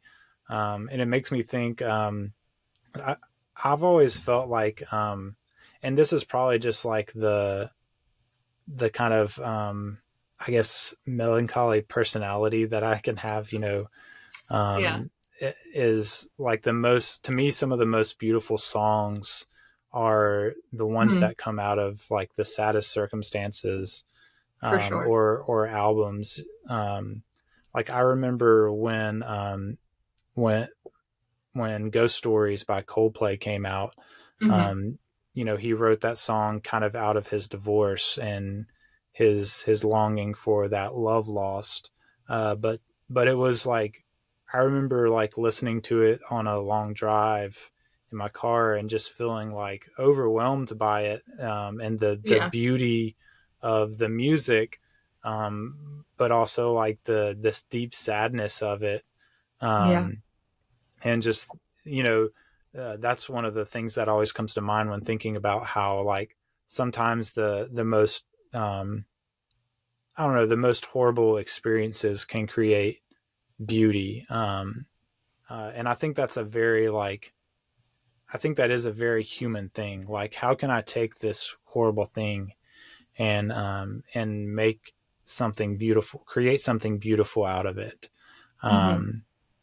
Whether it's through art or just, if for people that aren't like creators in that way in art, but like, how can I take this horrible thing that's happened to me and process it in a way that I can like do something beautiful with my life, do something different and new and unique, or or even just like the act of like processing something that's miserable or that was traumatic. The act of just processing that and making it through it can be beautiful too. Yeah. And And I just think not that's a falling into that cynicism or pessimism, and going forward and like looking to the future, even if it's not as hopeful now, but to keep going and to do something different or new, or just put one foot in front of the other, is the, beauty of it all, even if it's ordinary life and not, some masterpiece. yeah. And even like, just processing through the cynicism, like not necessarily even like ignoring it or like trying to get past it, but like just being in that and still like creating, whether that's art or something else. I think there's a sense in which it's human. To create is human. It just, we usually think of like art or like building things as creating, but we all create in different ways, through our careers or just the way the way we live. We create relationships, connections there, and so I think that's definitely a through line, and this is creating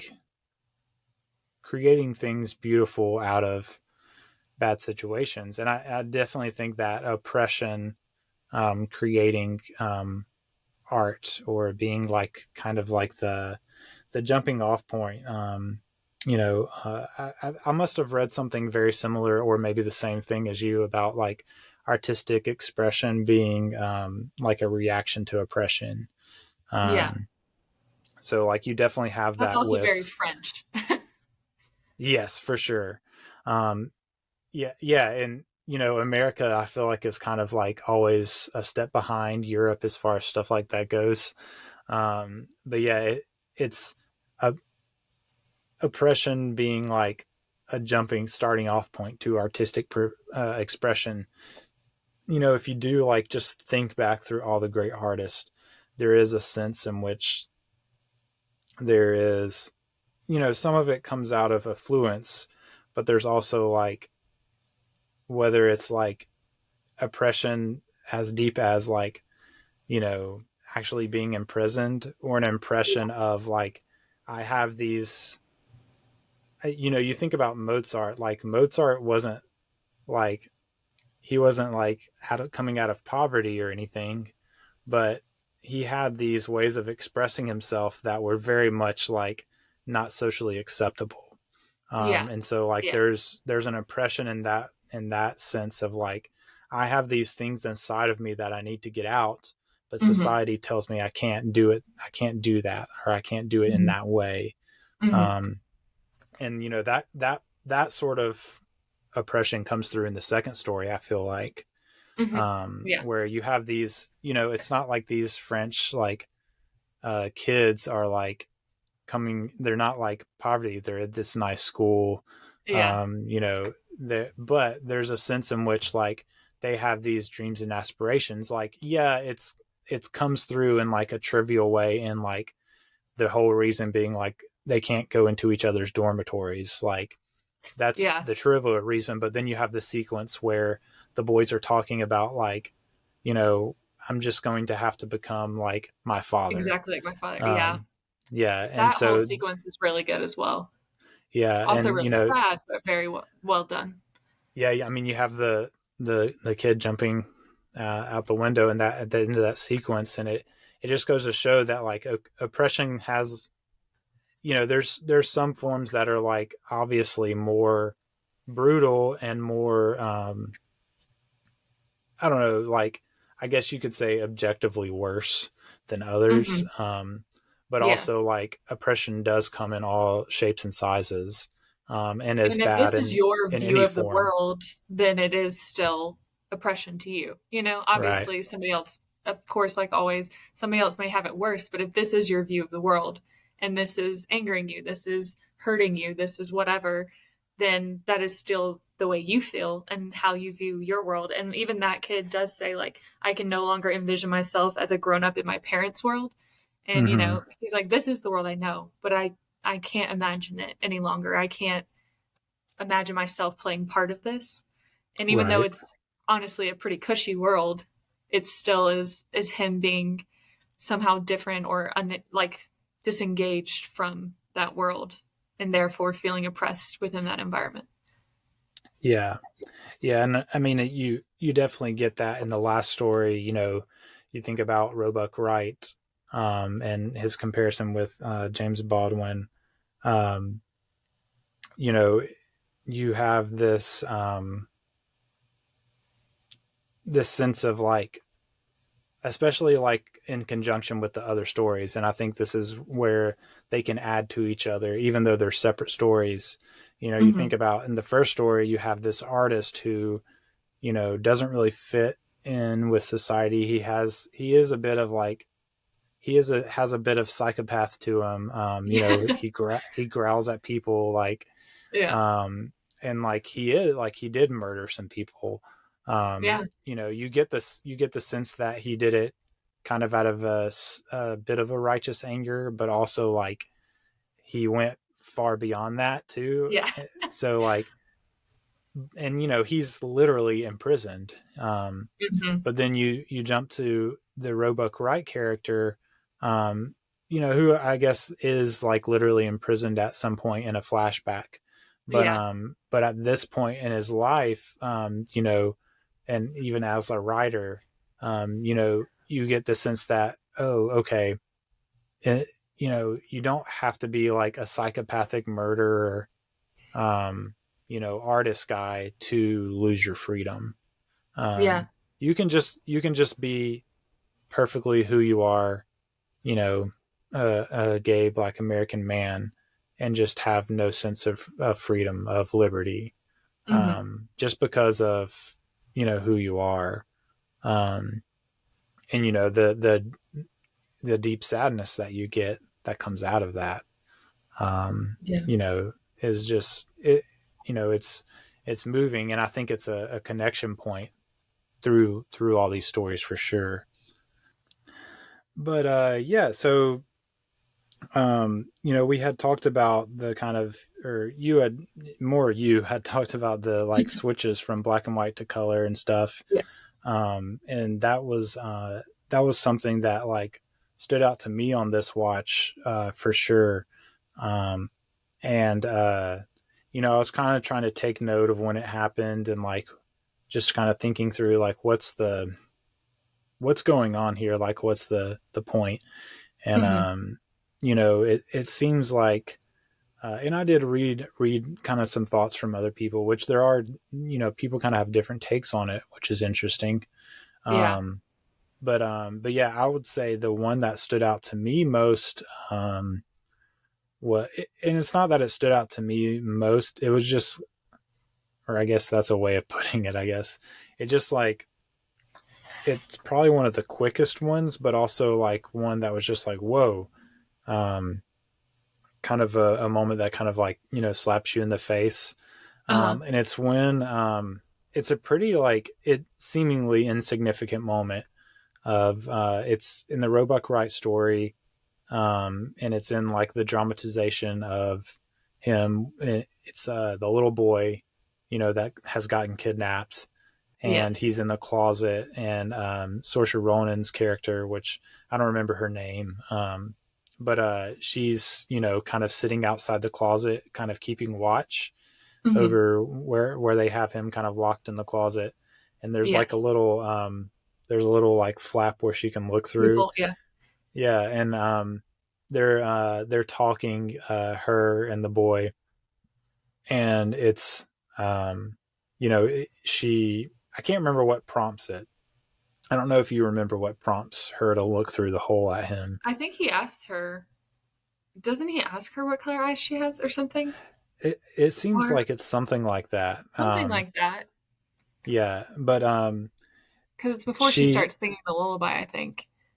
Right? Yeah, it seems like it. And so, you know, I probably should have watched back to be sure. But yeah, she like he asked her something to the effect of like, what color are your eyes or something like that. And it's a black and white sequence, this whole sequence. And there's this quick moment where it's from his perspective looking out of the flap. She opens the flap and it goes to color, and there's these like vibrant blue eyes like looking back at him. And I don't know, that really stood out to me. And it's like, why did he make that choice? The first time I watched that in the theater, I remember thinking it stood out to me as well, because it's just her eyes are so bright blue at that moment. But it makes me think of The Great Gatsby, which I don't know if you were going to bring that up at all, but it makes me think of The Great Gatsby, in which every time they cross over from the island into the city, they pass the big billboard with the blue eyes, and they like, they kind of like show it as the eyes of God watching over all of this. So that's the first thing I thought of, was The Great Gatsby, and that visual as well, that is on some of even the covers of some of that, the version of Great Gatsby books. And that absolutely stands out to me as being such like a moment and scene in this movie of just vibrancy. Yeah, and it was almost like I don't know, I feel like sometimes there's a point to those things, and I think there probably was like a reasoning that Wes had for doing it, but also like Wes is pretty like famous for like answering questions like that in interviews of, why did you do this? He's he'll just say like, oh, I just like had the idea and I thought it would look good, and it did. Yeah. So we kept it that way. But it's almost like, I guess, like to me, I'm thinking of like the perspective of this child, looking at, this girl's eyes. And it's just this like, it's almost like it could be just, he's a young boy. He kind of seems like the age where you start thinking about as a boy, like, do I like girls kind of thing? And like, it's this beautiful woman. And, he asks her like kind of a mature question, like, what are the color of your eyes? And she looks through, and there's this beauty and vibrancy to it. And it's almost like, maybe it's just like this boy's perspective. Seeing like a woman's beauty and just like appreciating the beauty for what it is. And I think that's okay. Like, I feel like a lot of times, like, both as just like movie watchers and, especially as like, if you put on your critic hat or whatever, like you want to like, think about like, well, there has to be a point to this. But sometimes like things just existing and like being beautiful is reason enough for it to exist. And I think that's sort of like what's happening a bit in this moment. Like, maybe there's not like some great grand like thematic point to that choice of black and white to color change. Maybe it's just like this boy thought it was beautiful, and so Wes emphasized the beauty that he saw. And I think that is, taking that thought and like looking back on all of those changes, I think that is one of the kind of like themes that happens with that choice to switch back and forth from color to black and white. It seems like whether it's someone in the story or the person telling the story, it's like, what did they see beauty in? And that's when those moments of color will pop. And like, you even think about like the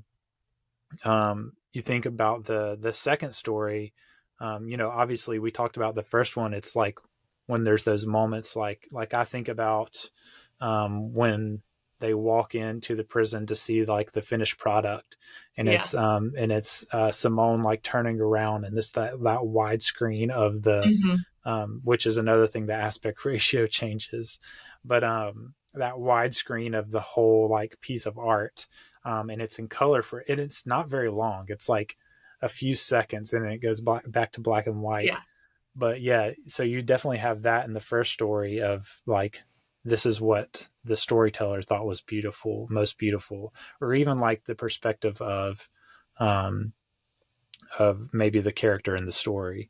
But yeah, in the second one, even like, it's almost like every time there's a moment where she's really, it seems like as an author is really appreciating,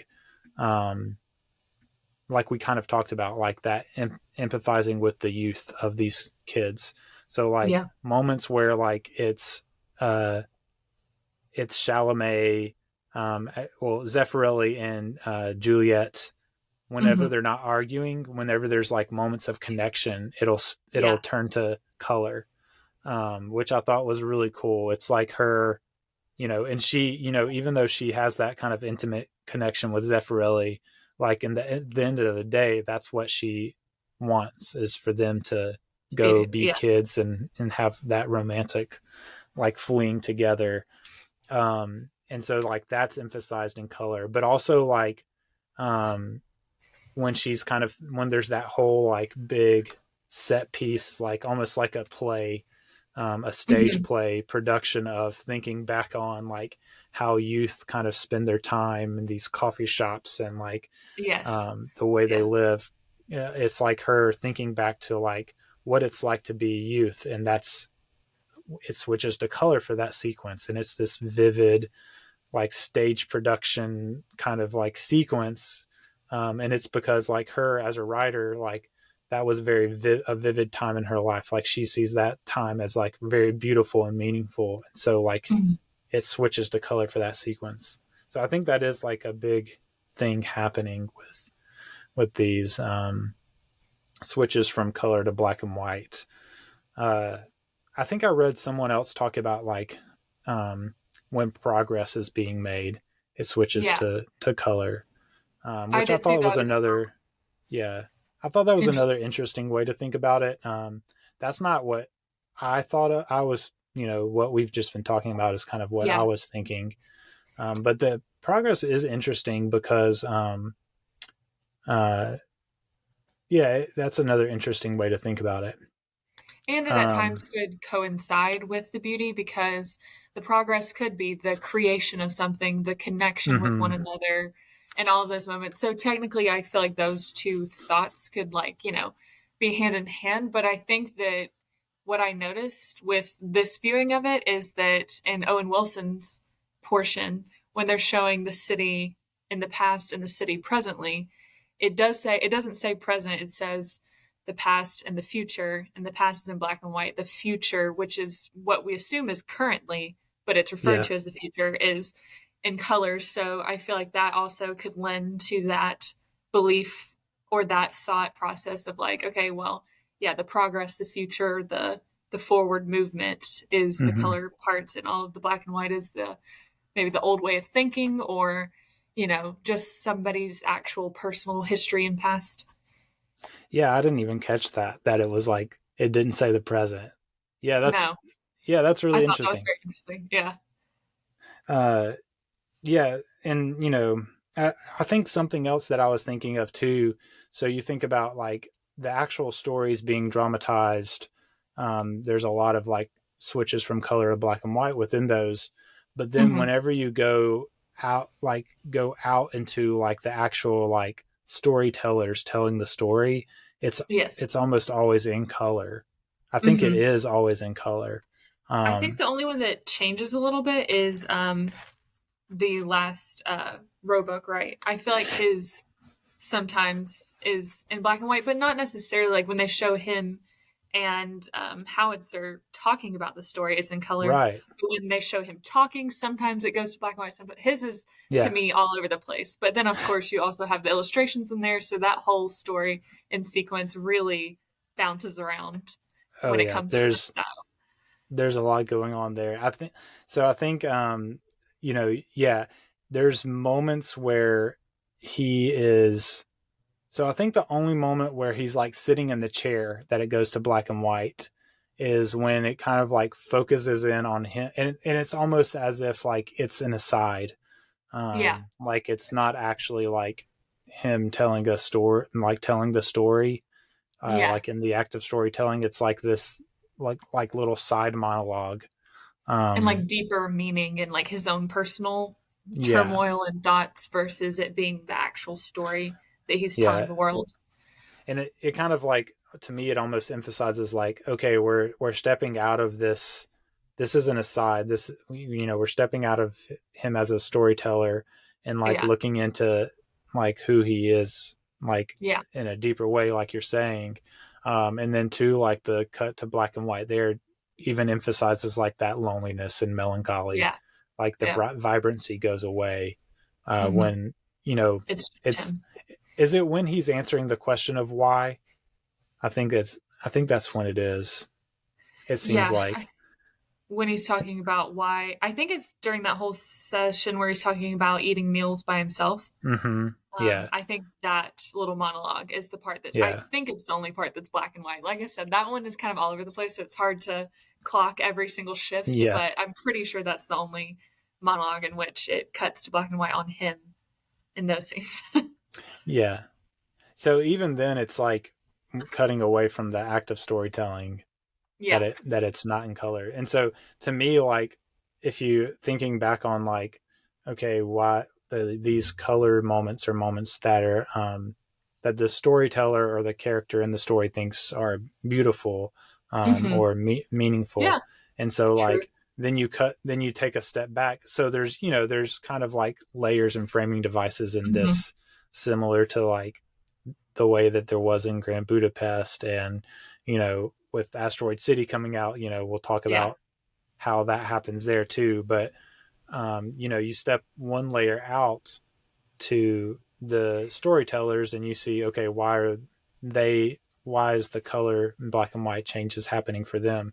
But then you can even take one more step out and look at it from like, okay, but there's a storyteller telling the stories about the storytellers, and it's Wes, you know, it's Wes and his co-writers.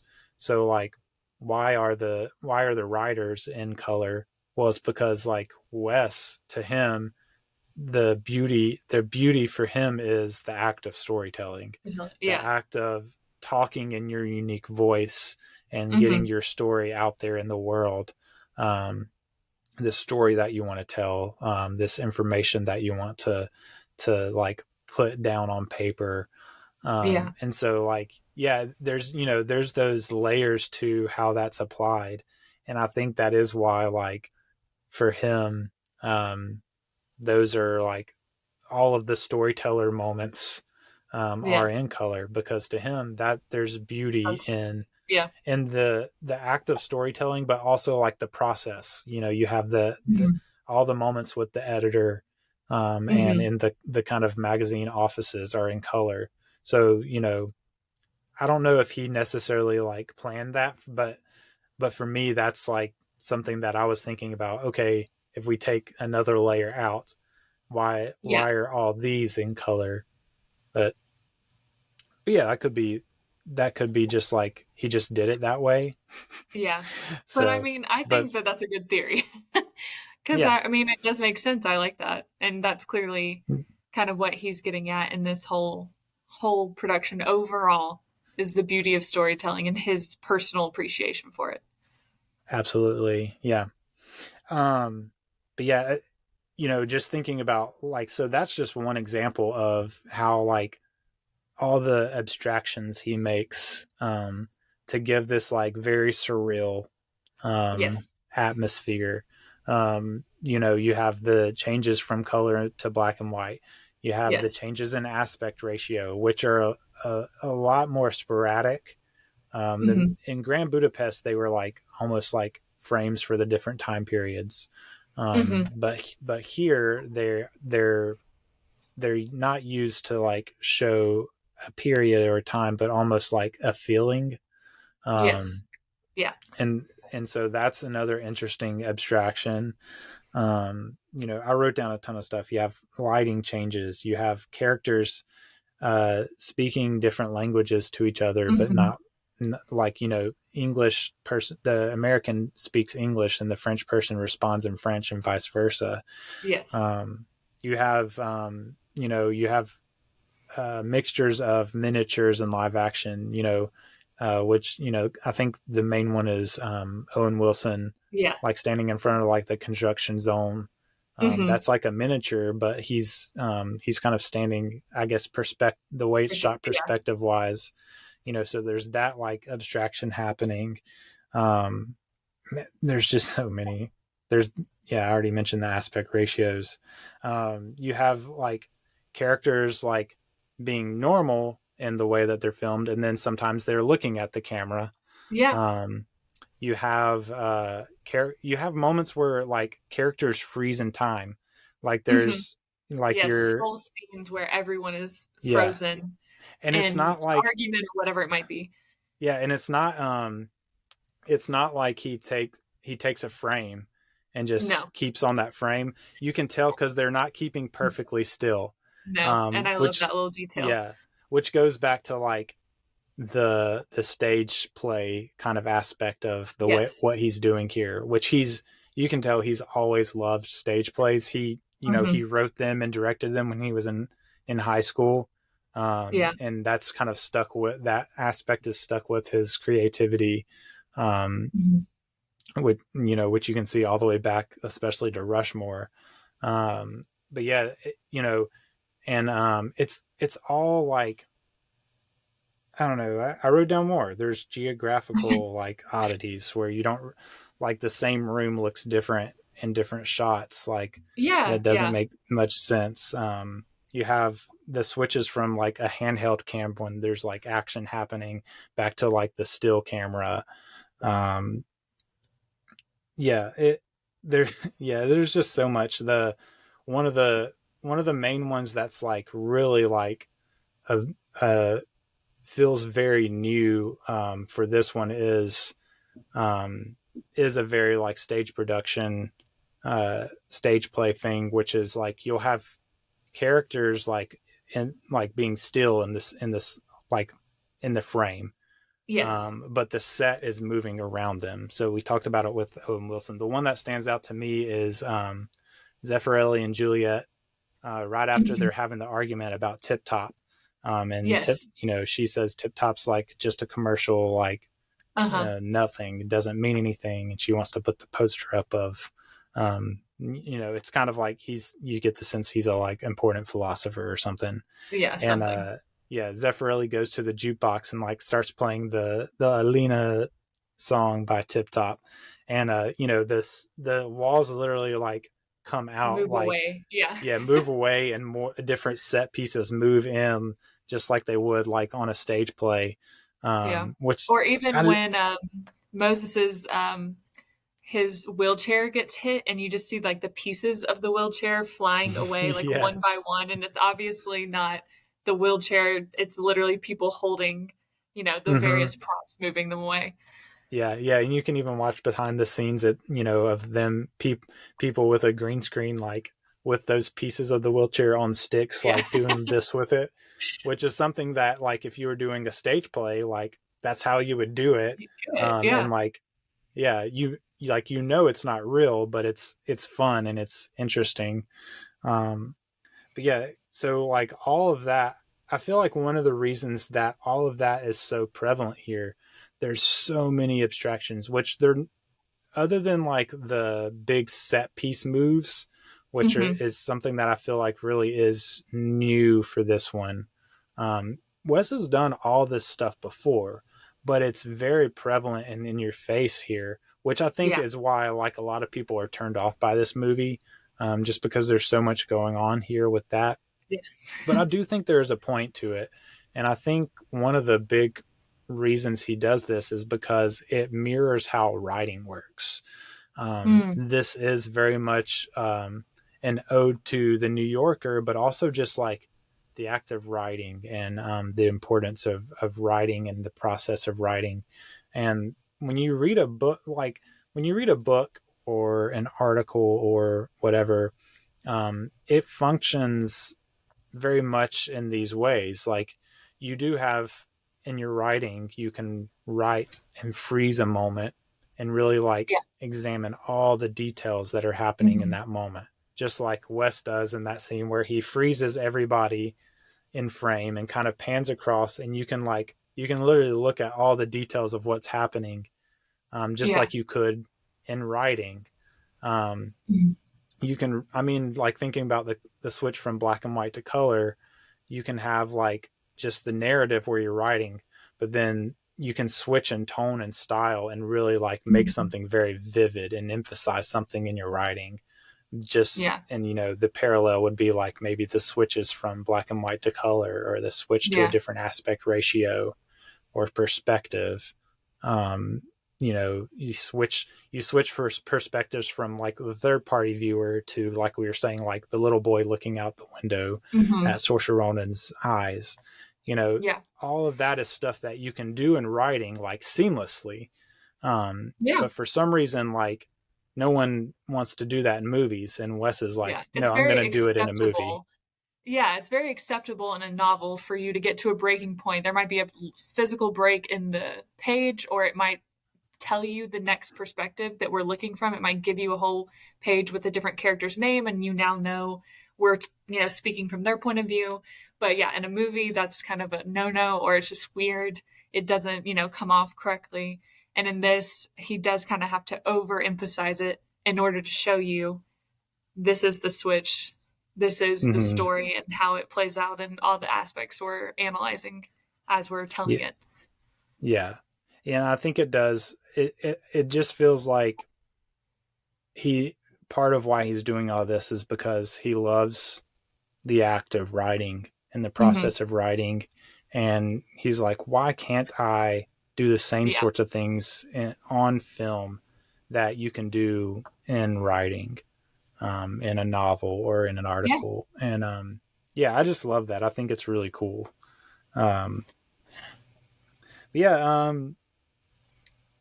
There were, we've really talked about a lot about some of the stuff that I had written down here. Yeah, as we went throughout. Look behind the curtain. I have an outline that I try to write down a bunch of stuff to talk about. And so I'm scrolling down, and you're like, man, it really feels like we've covered a lot of this already. And so I think what we'll do is go into the final thoughts for this film. And I really feel like one of the things, so, I mentioned that the one that really feels like an emotional connection, and like kind of puts a bow on everything for me, is that it's really like the Roebuck Wright story as a whole, but really mostly because it all leads to that moment where you have him like going through the story with Anthony Horowitz Jr., the editor, which come to think of it, like one of the things there that I love with that character is Bill Murray does an excellent job with it, with the acting there, but also like just that sense of knowing that I have someone that's going to fight for me to create in the way that I need to create, is just really cool. And I think really meaningful. Just another way that he shows the love of writing and the process of writing is just that character fighting for his writers and like trying to push them forward, and like having critiques, but also like knowing that my critique, I might have to lay my critique aside and let this person be who they are in their writing. It just makes me feel like, man, I want to be that way for other people. Like, I'll have my disagreements with how it should be done, but let's let them create in their own unique way, and he has that kind of generic saying, that he says to everyone, how does it go? Make sure. Go ahead. It says, just try to make it sound like you wrote it that way on purpose. Yeah. That's it. Which is like a generic way of saying, like, I think I read that Wes kind of said that he was trying to think of a way that you could encourage a wide variety of types of writers with Yeah. a single saying, and that's kind of what he came up with. Yeah. It's really just a way of saying, like, you know, be confident in your own voice, which is, it's almost like Wes is saying, like, hey, you know, you might not like the way I make films, but this is how I like to do it, and I'm confident in my own voice. And even, like, I feel like, you know, saying to other creators, you know, hey, like, you don't have to, like, bend. You can speak in your own unique voice in your creation. But yeah, that was a little bunny trail that I followed that I remembered. But yeah, going back to that Roebuck Wright moment, it's really like when he's sitting down with Horowitz Jr. and Horowitzer Jr. and you know, he's kind of asking as an editor, like, is this the whole story, and did you leave anything out? And it's almost like you can tell that Horowitzer can tell that he didn't leave it all on the paper. Yeah. Or why would he be asking that question? You know, and then he kind of tells the little aside moment that he has with the chef, with their little exchange, and it cuts back to him with Horowitzer, and you know, he's saying, like, no, that's the whole reason for this article to exist, is that moment.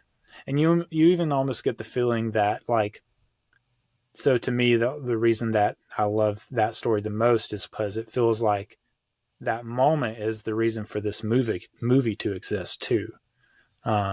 You know, it's this, it kind of sums up everything about why this movie exists and has the, you know, the feel that it does.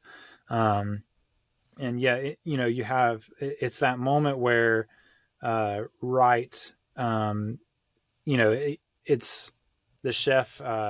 So, like, you know, in the story, the chef puts the poison in the food, and he eats the poison, so that the kidnappers will eat it too.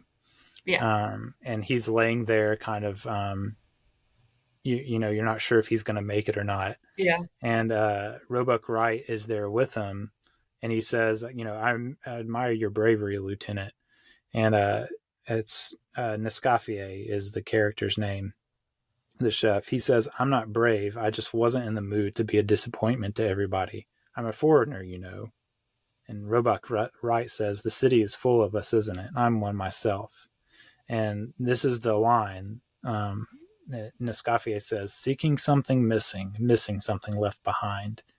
And that was really, like, a touching moment, because you have these two very different people that are both, like, but they both have this connection in that they're both foreigners. They're both kind of don't, like, they appreciate where they are and they're a part of where they are, but they don't feel like they belong. And, you know, that line, seeking something missing and missing something left behind, I feel like encapsulates, like, the feeling of this movie and the feeling of the endeavor of writing.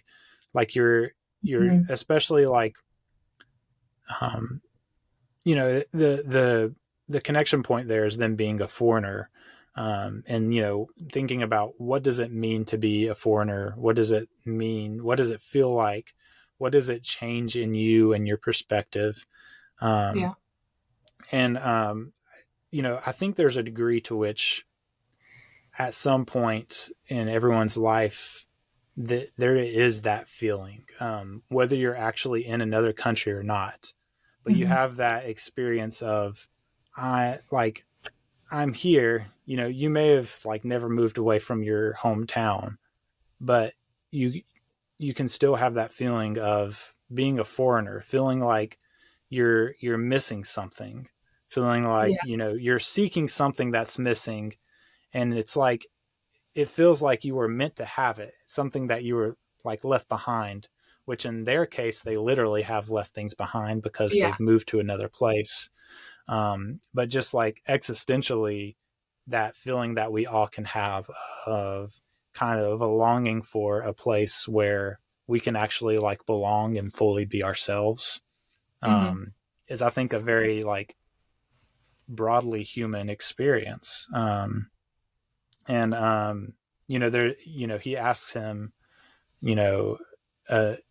or I don't remember if he asked him anything, but the Nescafier, the chef says, there was a flavor, and Wright's like, what? And he's like, there was a flavor in the poison. It was something new that I've never tasted before. And he kind of says, that's rare at my age.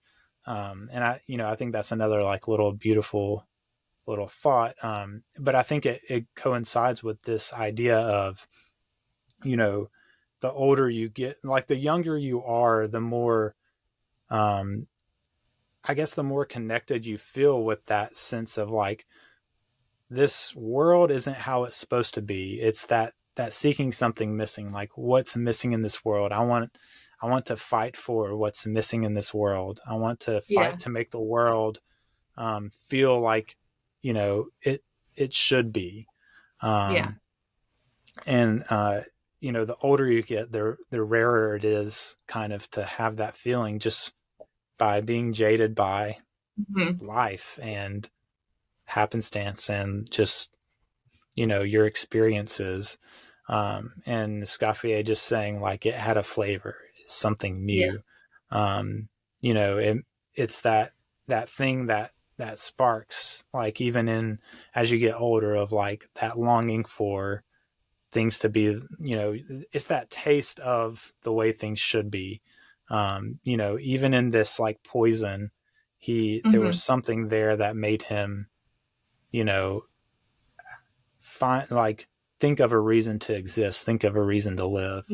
And there is that through line through all of these stories, like, finding these things on Earth that hearken to something missing, something left behind, that I think really come through in that moment with Wright and Nescaffier, that kind of encapsulate the whole thing. And I really do think that line, for me, just like puts a bow on the movie. Like, why are these writers writing? Why is Wes writing this movie?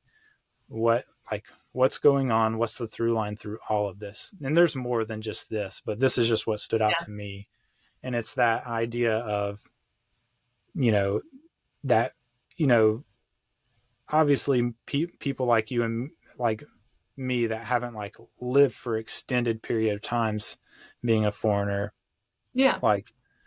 still can have that same experience, because Wes is connecting with something more broadly human than like maybe he even realizes here, that, I really connected with and thought was really a beautiful part of the movie. But yeah, that was kind of my final thought. Did you have any thoughts on that? That thought is great and definitely stood out to me as well. That was a very poignant moment. And for me, what really wrapped it all back up was to, kind of zoom back out and go back to the actual obituary and back to the story, and kind of at the ending when all of the writers are coming together, we've now met their connection. We've now met them through their storytelling, and for them all to be in the same room to write about this man that they all like love and respected, and who clearly respected them. And I think even just for them to remind, I can't remember the actress's name. Is her name Elizabeth Moss? Yes. Okay. Yeah. And even them to say again, even though he's passed and obviously that's awful, for them to tell her like, no crying, like they're still in his office. They're in his office. We're being respectful. This is our connection. This is who our champion was. And, we're going to do this right. And I loved that. And then obviously that as they're speaking, you hearken back to the very first lines, and, it really comes full circle. And I loved that moment. And I loved, like, as you said, he is a champion for them. He's a champion in like theory and in metaphor for all artists and writers and creators. So I appreciate them kind of showing the respect for their process and the respect for one another as creators. So for me, that was a great wrap up and kind of final thought. That's what I was kind of left with as I walk out of the theater, or as I end the movie, because, you know, that's what's bringing it back around. And I'm like, yeah, that's, you know, that's such a good final moment for this whole kind of crazy multi-story bouncing all around kind of movie. I really sure. appreciated that. Yeah. And I really think, yeah, man, just the community, like, that you can see in that moment, really comes through. And, you know, I think that parallels with the community that Wes creates, Yeah, for sure. in his creation of, like, you know, they're in that moment, they're kind of connecting through their grief, but also, through their purpose, and in their creation process. And, you know, you get the sense that from both Wes and, like, all the people that work with him and do interviews, that, like, that's the atmosphere that happens on set with him. And, you know, I would imagine, like, a lot of, just creation processes in general that happen with, you know, big casts and crews or whatever, of just this moment of, this community. Like, when we make this and get it done, like, the fact that we made it is enough. Like, whether people go for it or not, is just, like, can be extra. But there's a sense of pride, and community that, that is beautiful and wonderful, just from having made this thing together. That I think really comes across in this movie, and just through, like, the background of, you know, these movies being made, too. So yeah, that's really cool. Getting to, ratings, the most, meaningless point of this whole endeavor, which is ratings. You know, it's just so subjective, and For sure. But I love doing it. So, so yeah, I'll let you go first, because you said this was your favorite Wes Anderson from what you've seen. This is definitely my favorite from what I've seen. So I don't really know, and I have, you know, seen, like, Asteroid City, which has, you know, been kind of hyped up. So I feel like I've kind of seen where he's at now. Also seen Grand Budapest Hotel, another one that's, like, also just, like, big on the list. So I feel like I've seen the two kind of most shouted out ones, but this one still holds it down for me. I just think that I just love the style of it, which is everything all at once. All the things. All the things. I really enjoy that. There's so much movement and, like, bouncing back and forth, and I found, like, so much comedy and interest in so many small things versus it actually intending to be fully funny. I found it such a quirky film. I mean, they all are, but this one particularly is so quirky and just its own little moment, and I just love it for that. But so for me, this is, you know, a 5 out of 5. It's great, but I'm also just a generous rater in general. I'm not giving out. I appreciate that. Out of 5. I mean, if I liked it, I'm not gonna dog on it, even if there might be aspects. But who am I to say? Again, this is his creation, which is another reason I feel like giving it a 5, is because it really feels like something I can't judge, because it feels so something from him and from his place as a creator. And I'm not a director or a movie writer or anything like that. So for me, I'm like, I respect it, and I got a lot out of it. I loved it. Yeah. Yeah. I appreciate that.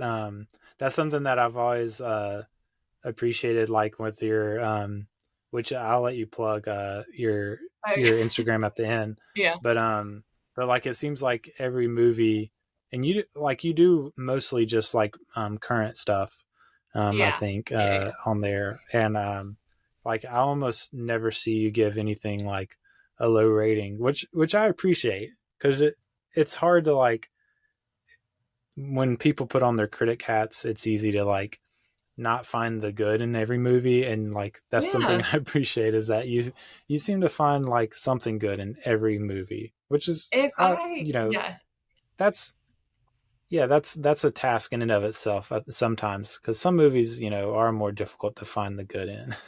There are some movies that are kind of, wow, that was a bit of a waste of my time. However, I think most movies, Yeah. like, if it had some entertaining moments or some moments that made you think, then at the end of the day, didn't they accomplish their job? And shouldn't they get at least a 3 out of 5 or higher? That's always Yeah. where I stand. If you got below a 3, then it was really rough for me. Yeah. I'm similar. I know some people are like way more ungenerous with their ratings, but Yeah. I know some people that are like very stingy with 5s. Like they might like have 10 or less 5 out of 5 movies, and I'm just like, man, if something just like connects with me and I just like absolutely love it, like Yeah. I'm giving it the 5. But that wasn't this one. I gave this one a 4 out of 5. Still solid. It's not one of my favorite Wes Andersons. It's one that I like have a very high respect for because of just the massive amount of stuff going on. Yeah. And what he's able to like accomplish and capture. But like, I've seen every Wes movie more than once except for Asteroid City now, and I don't have any of them rated lower than a 4. So even though like I would say this is like one of my least favorite Wes movies, that's It's not still to say I still like absolutely love it. But yeah, I would have it like down sort of in a tier. I'm trying to think. I need to pull up my list. I would have it down in the kind of bottom tier with kind of like Darjeeling, Moonrise, French Dispatch, Bottle Rocket are kind of like down there in a little tier at the bottom. But they're all like 8 out of 10 or 4 out of 5 for me. So I still love them. But yeah, it's a great movie. But yeah, that's it for the French Dispatch. We're going to be covering Asteroid City next week, so that'll be exciting. It'll be the first like kind of current movie in this series that I'm covering. I'm looking forward to that conversation. But for now, we are going to take a quick break before we come back with some movie news and our movie draft segment. So stick with us, and we'll see you in a second. Hey everyone, thank you for joining us on the Establishing Shot today. We hope you're enjoying the episode so far, and we hope you'll stick around for the segments we have coming up after this quick break. But during this break, I wanted to tell you how you can get more involved with the Establishing Shot podcast. There are several ways you can do this. The main way you can do it is by going to establishingshotpod.com, our website where you can find all sorts of information like episodes with the show notes on there, information about our guests for each episode. You can find reviews there, and there's a page where you can actually leave a review on the website if you want to. You can see all the platforms where the podcast is available, like Apple, Spotify, all the major podcast platforms, and even a link to our YouTube page where you can see a video version of the podcast. So please go to the website. And the place I want to highlight there is our donate page, which has information about our Establishing Shot family. This is a way that you can subscribe to the podcast to support all the efforts and the stuff that goes into making this podcast good and making it better than it even is now. We have different tiers that you can subscribe to, starting at $5. And what this will do is you'll be able to support the podcast, help me make it better, and also at the same time, you'll get early and ad-free episodes. You'll get access to our Discord server where you can join in and just kind of talking about movies with a community that loves film. And so we would love to have you in there. And then the higher up in the tiers you go, the more you get. Even things like chats and video chats that we'll do every once in a while where we get to talk about in more detail stuff that we're talking about on the podcast. So I hope you'll subscribe to that choose a tier that fits your budget, and I would love for you to support the podcast in that way. And the last thing I wanted to talk about is where you can find us on social media. You can find me personally on Twitter at @DEliPrice, and you can also follow me on Letterboxd. Letterboxd is kind of like a social media for movie reviews, so you can read my reviews there, and you can find me there at just Eli Price, no spaces or anything. So I'm on Twitter and Letterboxd. You can find the podcast on all the social platforms as well, such as Twitter at eShotPod, and then on Facebook and Instagram and TikTok at Establishing Shot Pod. So make sure to follow us so you don't miss anything. If you have any questions or comments about the episode or about the podcast, you can always email us at establishingshotpod@gmail.com.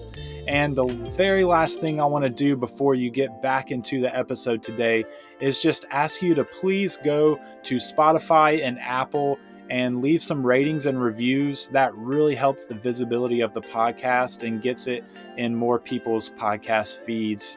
And so we hope you will do that for us, and we would greatly appreciate it. So I hope you enjoy the rest of the episode, and I will see you next time on the Establishing Shot podcast.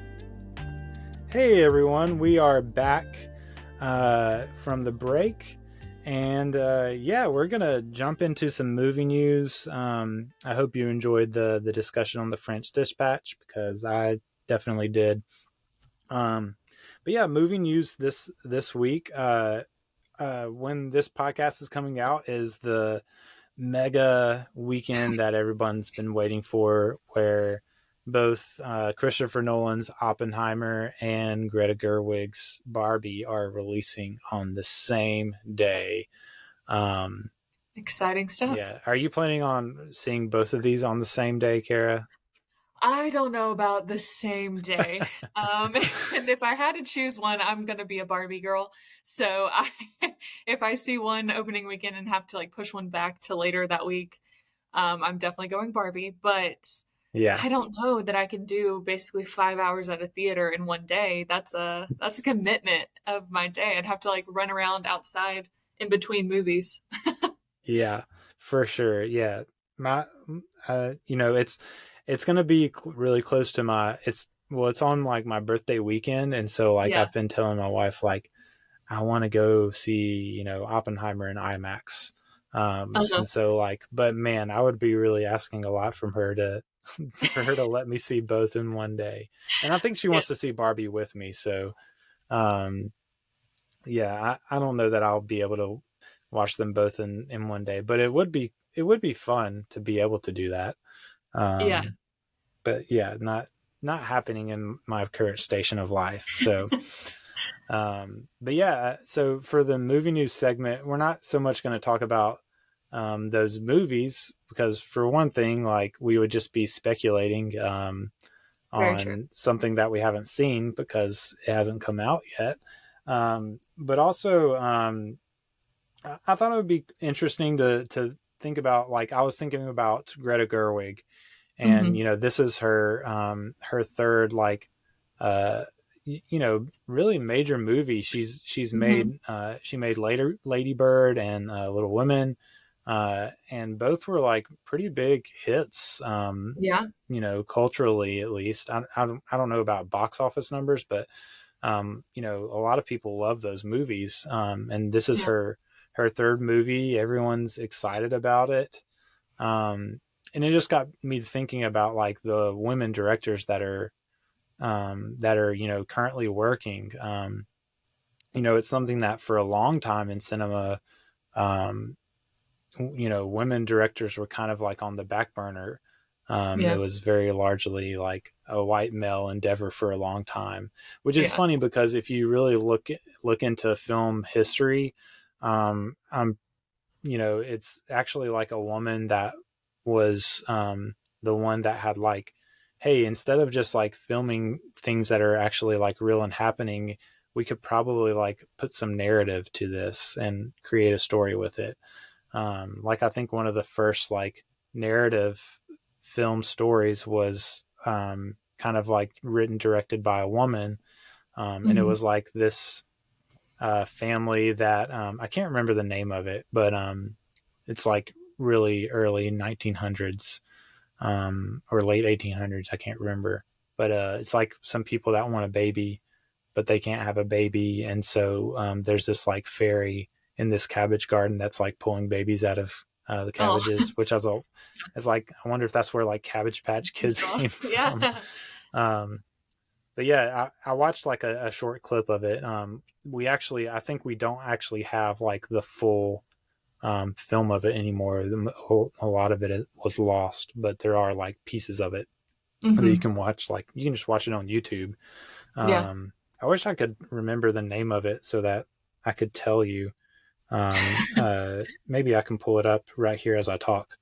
But yeah, I was just kind of thinking about, women directors and, what women directors are working today that are really like, making things happen and what are they bringing to the table? I wasn't really like planning on it, just kind of as happenstance that you are a woman and happen to be on this episode with me. But it was a happy happenstance for sure. Yes. A happy coincidence. But yeah, I don't know. I wrote, you have the outline that I sent you. I wrote down a ton of names that we're not going to talk about all of these names, but yeah, were there any that stood out to you, of movies you've seen recently? And like, I guess I'll ask that first. Were there any that stood out to you in these names? Obviously Greta Gerwig, but who else? Obviously Greta, including the fact that I believe it was announced that she's going to be tied to Narnia movies in the future. Yeah. Which is very interesting. I saw a lot of feedback on that, especially from women being like the dialogue we might get from this and the kind of like powerful looks at the sisters and being women in this like world and all of that will come in the conversations on childhood and all of that. That perspective is very common in all of Greta's work thus far, and I'm sure it'll be even like further heightened in Narnia because of the nature of those stories. But another one that I saw on the list who is newer is Emerald Fennell, who is like a great actress in her own right. I've seen her in a lot of things, whether that be The Crown or I can't think of what that show is. Oh, Call the Midwife. She's great in that too, but I did love A Promising Young Woman. I thought that was such a great movie. Really, impactful and just interesting. And it felt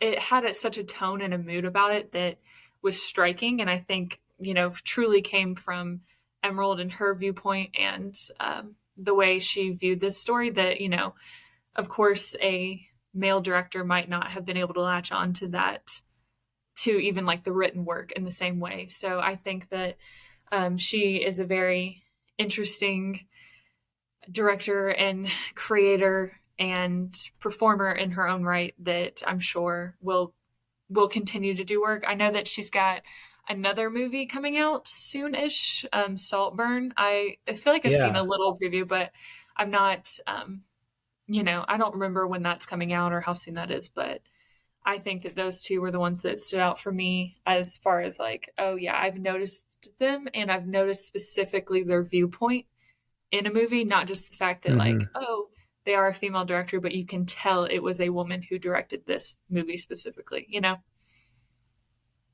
Yeah, and that's something. So I haven't seen Promising Young Woman. It's one that I had on my watch list from. I think that came out 2 years ago.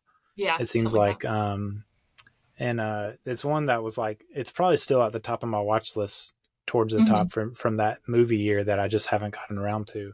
But I do know like that it kind of speaks to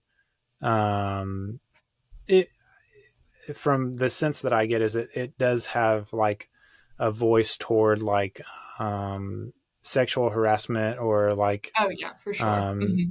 even I don't know if it goes to like to rape or not, because I haven't seen it, and Yeah. I don't remember what the talk around it was, but Yeah. which to me is really important to, because for a long time you have male perspectives writing movies of females that are experiencing these things, but you don't really get the full extent of like that emotion and that like what's going on for that person when Yeah. you And have even, someone that hasn't experienced that writing mhm. it, And even for that, and for not this not movie in particular, it's also a matter of the main character being the best friend of the person who was raped. And so, like, you just get also some female dynamics and like women relationships that Mhm. obviously male directors and writers and stuff, they might be able to put that down on paper, but won't understand the full extent of it and understand the full emotional weight that women carry for one another. Um, Obviously, unless they are a woman and have been there, or at least, at the very least, been very present in witnessing that. Yeah. Um, Yeah, and I think you know, it's not that it's been done, it hasn't been done well until it was a woman yeah. doing it. Because obviously, like, you have women actors and you have women, like, giving input. Hmm. And, even if it's a male that writes it, like, mediocrely of how it should come across, Yeah. like, the woman playing it can still add to that. Hmm. Of Um, course. Yeah. yeah. And, and that is something like, along those themes, there's also, like, in a totally different genre, which is more like a like horror thriller revenge Hmm. kind of story, which I haven't seen this either, but it's called The Nightingale, by Jennifer Kent, who is another like kind of up and coming woman director. Uh-huh. Totally different genre, Yeah. sort of, but that same sort of perspective of a woman that's experienced that sort of trauma, and like, how do I portray this as a woman, in this different genre? Hmm. So yeah, that's something that like I appreciate. And I was talking about last week on the episode where I was showing my favorite movies of the year so Yeah. far. There's it's a French movie, Saint Omer by Alice Diop. That is, it's a bit of a courtroom drama, and you have a woman that's been accused of killing her 15-month-old. And so, like, just like me, as I kind of mentioned it last week, but just me as a male, like, not only can I like, not only have I not experienced like what she went through, Hmm. as a woman and a mother, but like I literally can't Yeah. experience that. And so, like we were talking about earlier, like, this is a medium for me to try to like understand and grow empathy for that. And so, like, that's something that I really like look for. Like, it's a reason that I want to watch more women directors. I want to watch more Yeah. international movies, by people of different countries, because I want to like experience a perspective that's different. Yeah. But yeah, and even like, I don't want to make it sound like, oh, it has to, it doesn't all have to be about like rape and sexual harassment. No. Yeah. Like, I mean, thinking about like, Lady Bird is a Yeah. great movie. Like, there's nothing like deeply depressing about that, but like, even like from a woman's perspective, like, how did two girls like, how does their friendship work? And Yeah. that's the joy in that is another, like, it doesn't have to be like, oh, I have to experience like this Yeah. depressing Traumatic thing that events. women. Yeah. But yeah, so that was like some of the ones I labeled as like veterans, like Yeah. women who've been in the game for a while. uh and then, like, I put current powerhouses as a category. You have Greta Gerwig, obviously. Kelly Riker is one that I've seen a few of hers, and I just think I really love everything that I've seen by her. Meek's Cut Off is one that's great. It's a kind of a woman's perspective on a Western, which is unique. Oh yeah, for sure. First Cow came out a couple years ago. That I loved that. She had Showing Up that came out this year. Hasn't got like a ton of buzz, but was really, really good. Michelle Williams starred in that one as like a artist in this kind of art community in Portland. Okay. Chloe Zhao, Of course. who got her Marvel turn with the Eternals, that didn't get good reception, but to me was interesting. But yeah, she did a movie called The Rider several years ago that I haven't seen that I really want to. And then Ava DuVernay, Of course, yes. Celine Sciamma, who like put out one of my favorite movies of last year in Petite Mama. A really sweet, like I want to say it's like less than 80-minute movie. Oh wow. That's it's French language. She's a French director. Yeah. But yeah, she it's like I don't want to spend too much time, but it's basically like a little girl whose her mom has just lost who's her grandma. Yeah. And there's this like weird kind of like fantasy thing that happens where she goes in the woods and meets her mom as a kid. Oh. And interacts with her mom at like the same age. That's really and it's a really it was very emotionally impactful for me. But she'd probably be more known for Portrait of a Lady on Fire that came out yes, of course. a few years ago. Yeah. But then, a lot of up-and-comers. You mentioned Emerald Fenner, and I said Jennifer Kent. Charlotte Wells, who came out with After Sun, which was my favorite movie of last year. It was her first movie. I loved that movie. Maggie Gyllenhaal, she's starting to she's breaking in. I really enjoyed her movie from last year too. There's a lot of great ones, and then you have others that I didn't really know how to categorize them because they've put out movies for a while, but also like aren't like necessarily like they're not like that old. They're not like veterans. Like Sofia Coppola isn't really that old, even though she's been making movies for a while now. And I wouldn't even say she's a current powerhouse because you don't hear much buzz about her movies necessarily. But she's there. She's been, kind of slightly ever present. I guess maybe she's just a young veteran. Yeah, there you go.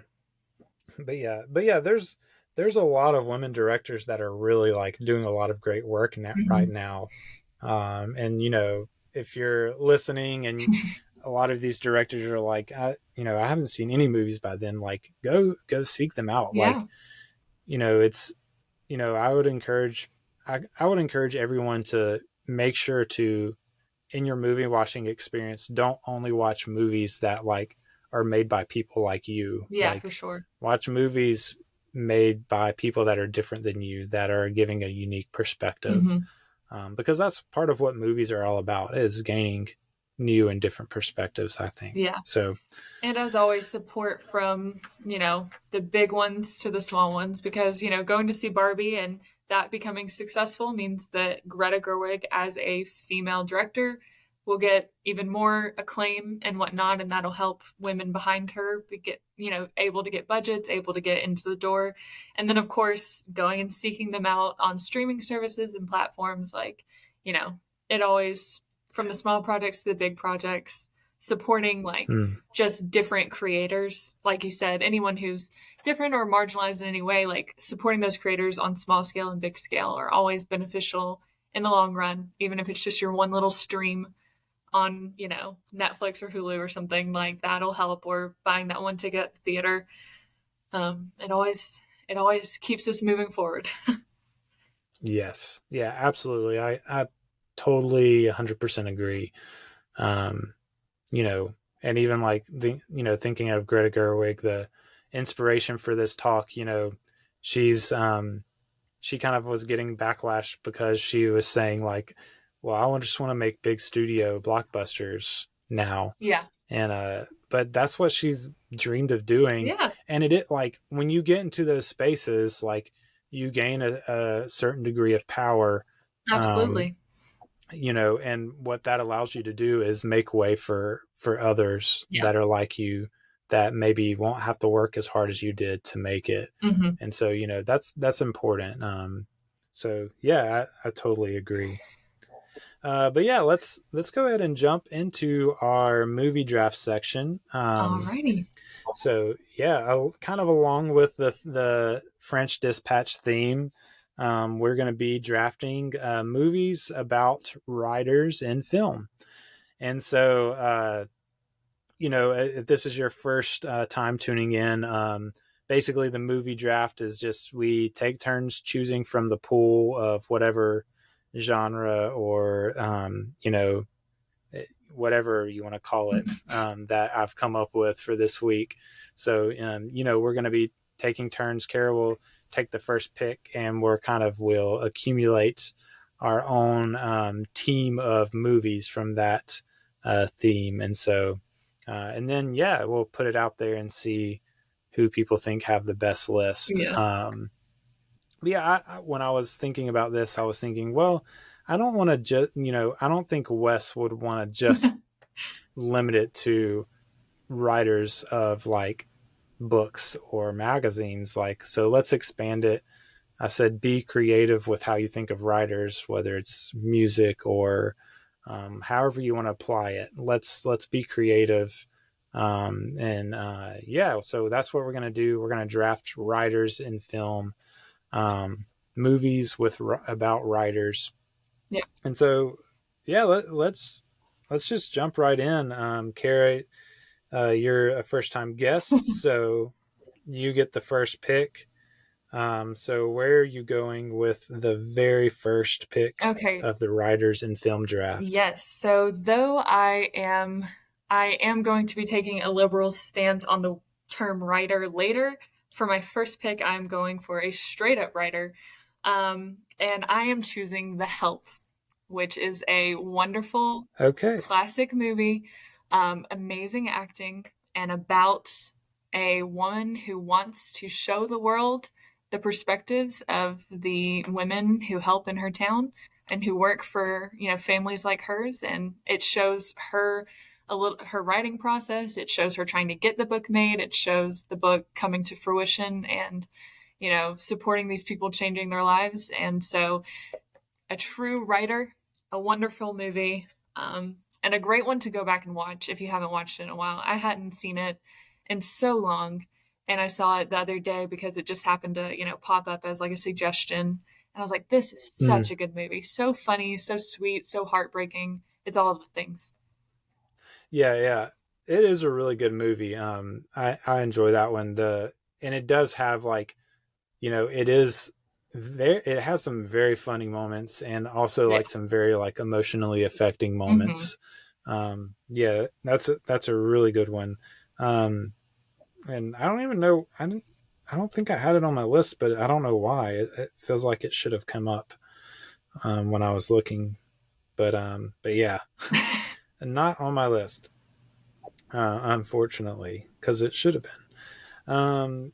Okay, so I was hoping that I would be able to get this, and it's one that I mentioned just a minute ago, and it's one that like from the moment like I saw it in theaters, like I absolutely loved, and that's Greta Gerwig's Little Women. That's what I meant.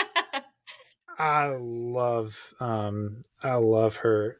I like the old one too. Not the older ones, because there are several adaptations, but the one from the 90s, I believe. It's got Winona Ryder in it, and that one's good too. But this one I love. She added so much to this telling of this Little Women story. Yeah, and the way she structured it was great. Mm-hmm. And Saoirse Ronan is just so perfect in that role. And so, yeah, that's my first pick. Probably not where you thought I would go, but I knew that I needed to snag it early, and it's one that I really, really do love. So, Yeah, I yeah, definitely. where are you gonna go I next? thought I would be able to grab that at some point because I thought you would start off with something else, or I didn't know what you would start with, but I was thinking like, oh, maybe Me with Little Women, but I should have known that with Greta Gerwig, it'd be on the top of the brain. I'm going with a different take on writer. This movie is based off of writing of two characters writing to one another all throughout the film. You get to the end without the knowledge, without one character having the knowledge that the other was the writer all along. It's how they meet, it's how they fall in love. I am stealing You've Got Mail. And technically, she is a writer. Yeah, She she does have a becomes a book at children's the book end. writer. Yes, she does. Yep. Yeah. And just like, Little Women, it had previous iterations with like Shop Around the Corner from back in the day. And again, they were letter writers. Which is great. Yeah. So they wrote letters. These guys write emails, but it's all the same. And some of the writing in it is so, nice and poetic. And it's just such a good movie. Also, I thought, based off of the people we have in common, I feel as though that's going to help me get some votes in the long run. If your family's voting, that might help me out a lot because I know we all love that movie. Yeah, I mean, I love You've Got Mail too. It's one of my favorite rom-coms, I would say. Yeah. Just like thinking about that genre. Also directed by a woman, Nora Ephron. There you go. Who is The Help directed by? I don't know off the top of my head. I don't know that it's directed by a woman. It's written by a woman, I believe. Tate Taylor's the director. Okay. Well, 2 out of the 3 so far directed by women. So little did we know we were going to be on theme there too. But probably won't stay on theme as far as that goes. I have a really long list here, which I'm realizing is kind of working against me because it's so hard to choose what to pick next. But I think I'm going to go with... Oh, it's so hard. I think I'm going to go with another movie that I think is really, really good. It's one that's like a 10 out of 10 for me, by one of my favorite directors. And it is a little bit, this character is not a writer in the sense you would normally think, but he keeps a journal, and that serves as like a narrative, like a narration structure through the movie, and that's Taxi Driver. All right. Yeah, and it really is like that. That's his journal entries are kind of the framing device for the movie, and so in that sense, he is a writer, and it plays an important role in how the movie plays out, and really like not even I guess so much in what happens in the movie, but the giving you his perspective, and he does it. His writing actually is like not bad from what it is too, I would say. And so that's just one that I think is like just a masterpiece or close to it for a movie. So that's where I'm going with my second pick. Okay. Where are you going next? My third pick, it's going to be a very classic movie, a big kind of jumping off point for several actors. I kind of put it on there with like Dazed and Confused, as like there's so many people in there once you go back and watch it. But it is following a young, fresh writer as he writes for Rolling Stones. So I'm going with Almost Famous. Very good pick. Yeah, I finally picked up on where you were going there towards the end. It's a really fun movie. Yeah, and so many people like for sure. Jimmy Fallon, Kate Hudson, Zooey Deschanel, all these people as just babies, really. Mm-hmm. Yeah, absolutely. Yeah, that's a really good one. Yeah, I'm trying to think of where I want to go next. Yeah. So like I have picks that like I feel like are more like crowd pleasing picks Of that course. might do me better for the poll. Uh-huh. But I also have that have picks that like probably less people have seen, but that I really like. Mhm. And so that's the dilemma I'm in. And so like, do I want to please the crowd and win the poll, or do I want Be to true to put these yourself. movies? Yeah, be true to myself, but also put these movies out there so maybe Yeah, someone there you might go. watch one. So if I'm gonna do that, I guess I'll start with one that is more accessible, meaning that probably pretty much anyone could watch it and enjoy it without having to think too hard, and that is a really sweet little, as not a little, but a sweet movie called Sing Street. It's about. Have you seen it? Yeah, I have.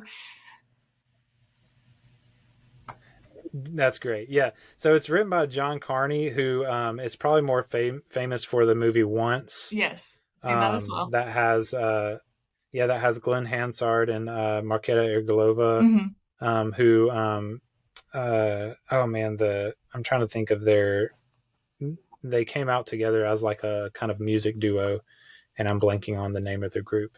But anyway, Sing Street is like this boy in Dublin Yeah. growing up, and he has a band, and so like the writing portion is they write music. True.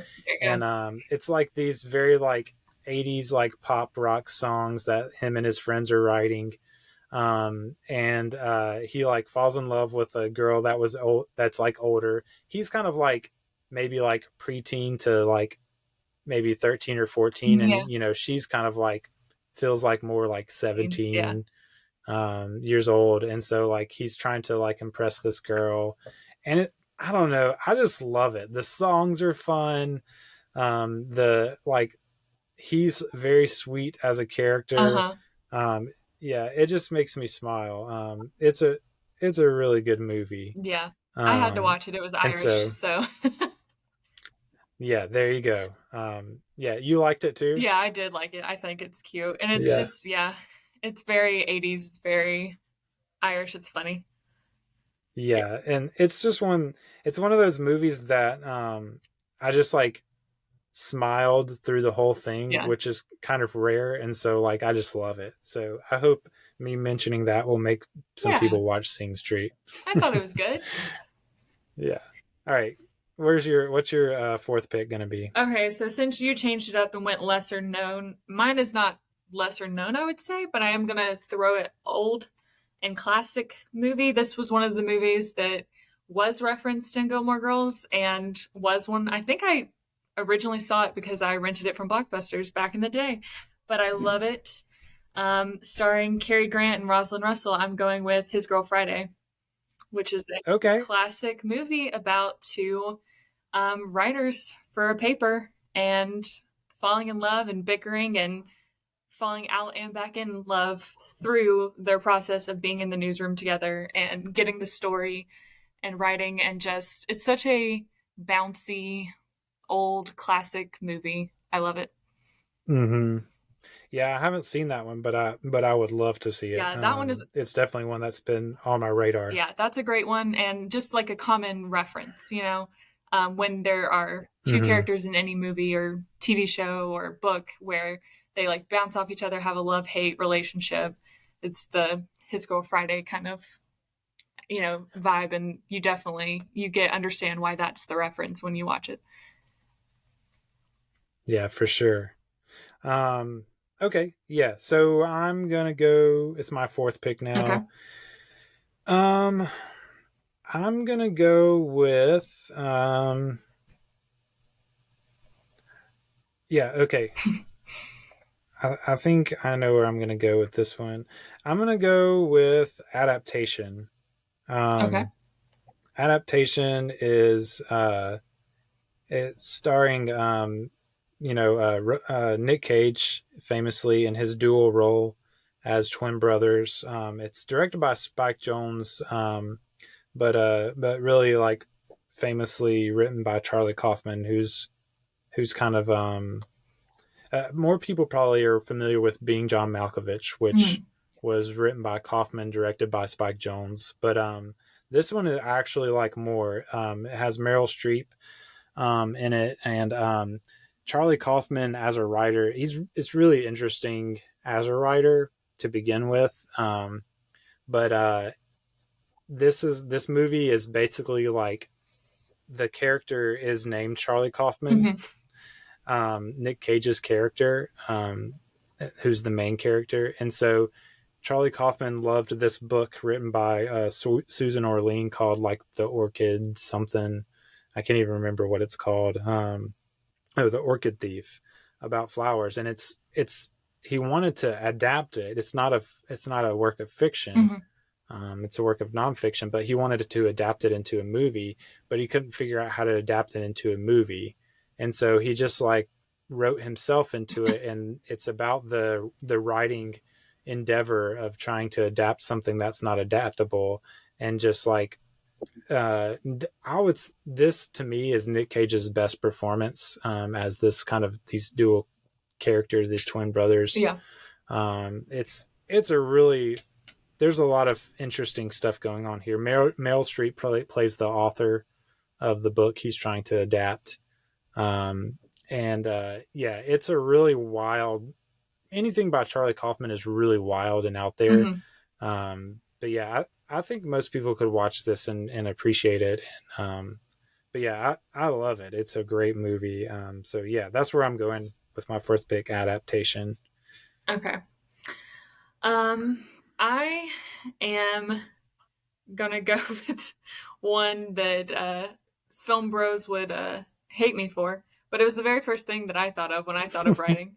So I'm gonna go with Letters to Juliet, which is a classic 2010 rom-com starring Amanda Seyfried and Vanessa Redgrave. And again, we've got letter writing, which counts, including the women who are the secretaries of Juliet who respond to all of the brokenhearted. And then Amanda Seyfried ends up becoming a writer at the newspaper that she was just previously fact checker after this story and this journey she takes with this grandmother and grandson. So, I mean, it's cheesy and adorable and just an Italian summer dream. You gotta love it. Great. I haven't seen it. Come on. So I can't film bro and like critique you for it because I haven't seen it. So there you go. Yeah. But yeah, so, great pick, bad pick. I don't know. The people will decide. I think the people will side with me.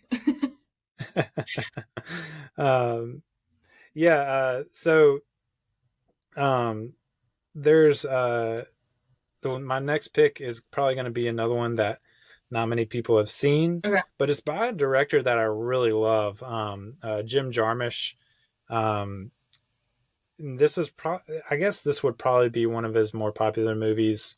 The other one being Only Lovers Left Alive, that stars Tilda Swinton and Tom Hiddleston as vampires. But this movie that I'm picking is Patterson. It stars Adam Driver as the titular character Patterson, and living in the town of Patterson, New Jersey. And he is this bus driver that is an aspiring poet. And so like on his bus route, whenever he's making stops, he pulls out his notebook and is writing poetry, and you kind of get some like annotated, words across the screen, like of him writing his and like kind of dictating his poetry, narration style, I guess. And it's funny because like he lives this mundane life. He has a wife that, they have a little bit of a rocky relationship. And it's very, he's a bus driver. It's a very mundane life he lives. It's very like structured, his life. You kind of see through the movie the structure of his life. And but what's really interesting is like he's writing this poetry that is actually like really beautiful. Like you're hearing it and you're like, man, this is actually like really beautiful poetry and really like poignant. But you get the feeling that no one will ever know. Yeah. Because how can this guy who's a bus driver in Paterson, New Jersey, get his work out there? And so it's kind of, and then on top of that, a lot of people that are creatives in that way, like you always feel like your work isn't that great. Yeah. You're never satisfied. And so like he his wife kind of pushes him to keep writing. And, but yeah, it's a really good movie. It just kind of like, I guess about that endeavor of like keeping on doing like what you are actually like, gifted to do. Yeah. And I think on top of that, like Paterson, New Jersey is like the home of actually like a decent amount of famous like artists and poets. Yeah. And so like he has that like weighing over him of like, I'll never be this. Yeah. But yeah, it's a really good movie, and Adam Driver is in it. So that's kind of like my pull of like, if you haven't seen it, Adam Driver's in it. He's the main character. So good, go see it. Yeah, it really is. I loved it. I think it's my favorite Jim Jarmusch movie, and I've seen a decent amount of his. Mm-hmm. So yeah. Paterson. Okay. This is your sixth pick? Yes, my sixth pick. I am going with a very emotional, very beautiful story, kind of about the like writing, what writing can do and how it can free you and how it can lead to kind of, I don't know, the betterment of yourself and understanding yourself. I'm going to go with Freedom Writers, the 2007 Hilary Swank classic. But really, definitely the first time I saw it, I feel like I didn't even see the full movie the first time. I think it was just on TV. But obviously just having these like kids who are just really in kind of the worst situation, growing up in kind of a hopeless, like, no, I'm just going to be, on the streets like my family. I'm going to end up in a horrible situation, but then giving them the encouragement to do something for themselves and giving them these journals and leading them to write, like having those outlets. And like we were talking earlier about like the oppression of where you stand, but then giving someone an outlet to create and to process through that, even if, they don't become a famous artist, the idea of hoping for the future because you have an outlet to process your situation is, it's beautiful. Yeah. Yeah. I actually haven't seen Freedom Writers, but it's one of those movies that like you hear about and you feel like you've seen it. Yeah. Because you feel inspired just hearing about like the premise or the like story behind it that inspired it. And so, yeah, it's definitely one of those like just inspiring movies that like, man, I haven't seen that, but I'm inspired just about by hearing about that story. You know? I feel like that's probably a movie that inspired a lot of people to become teachers, or if you are a teacher, they tell you to go watch that and do good and be good for the world. For sure. Okay, I have several. I always have several that I want to do, but only like 2 picks left. So I think what I'm going to do is, man, it's so hard. I'm going to have to definitely give some honorable mentions. Yeah. Because I have a really long list. But I'm going to go with, oh, geez.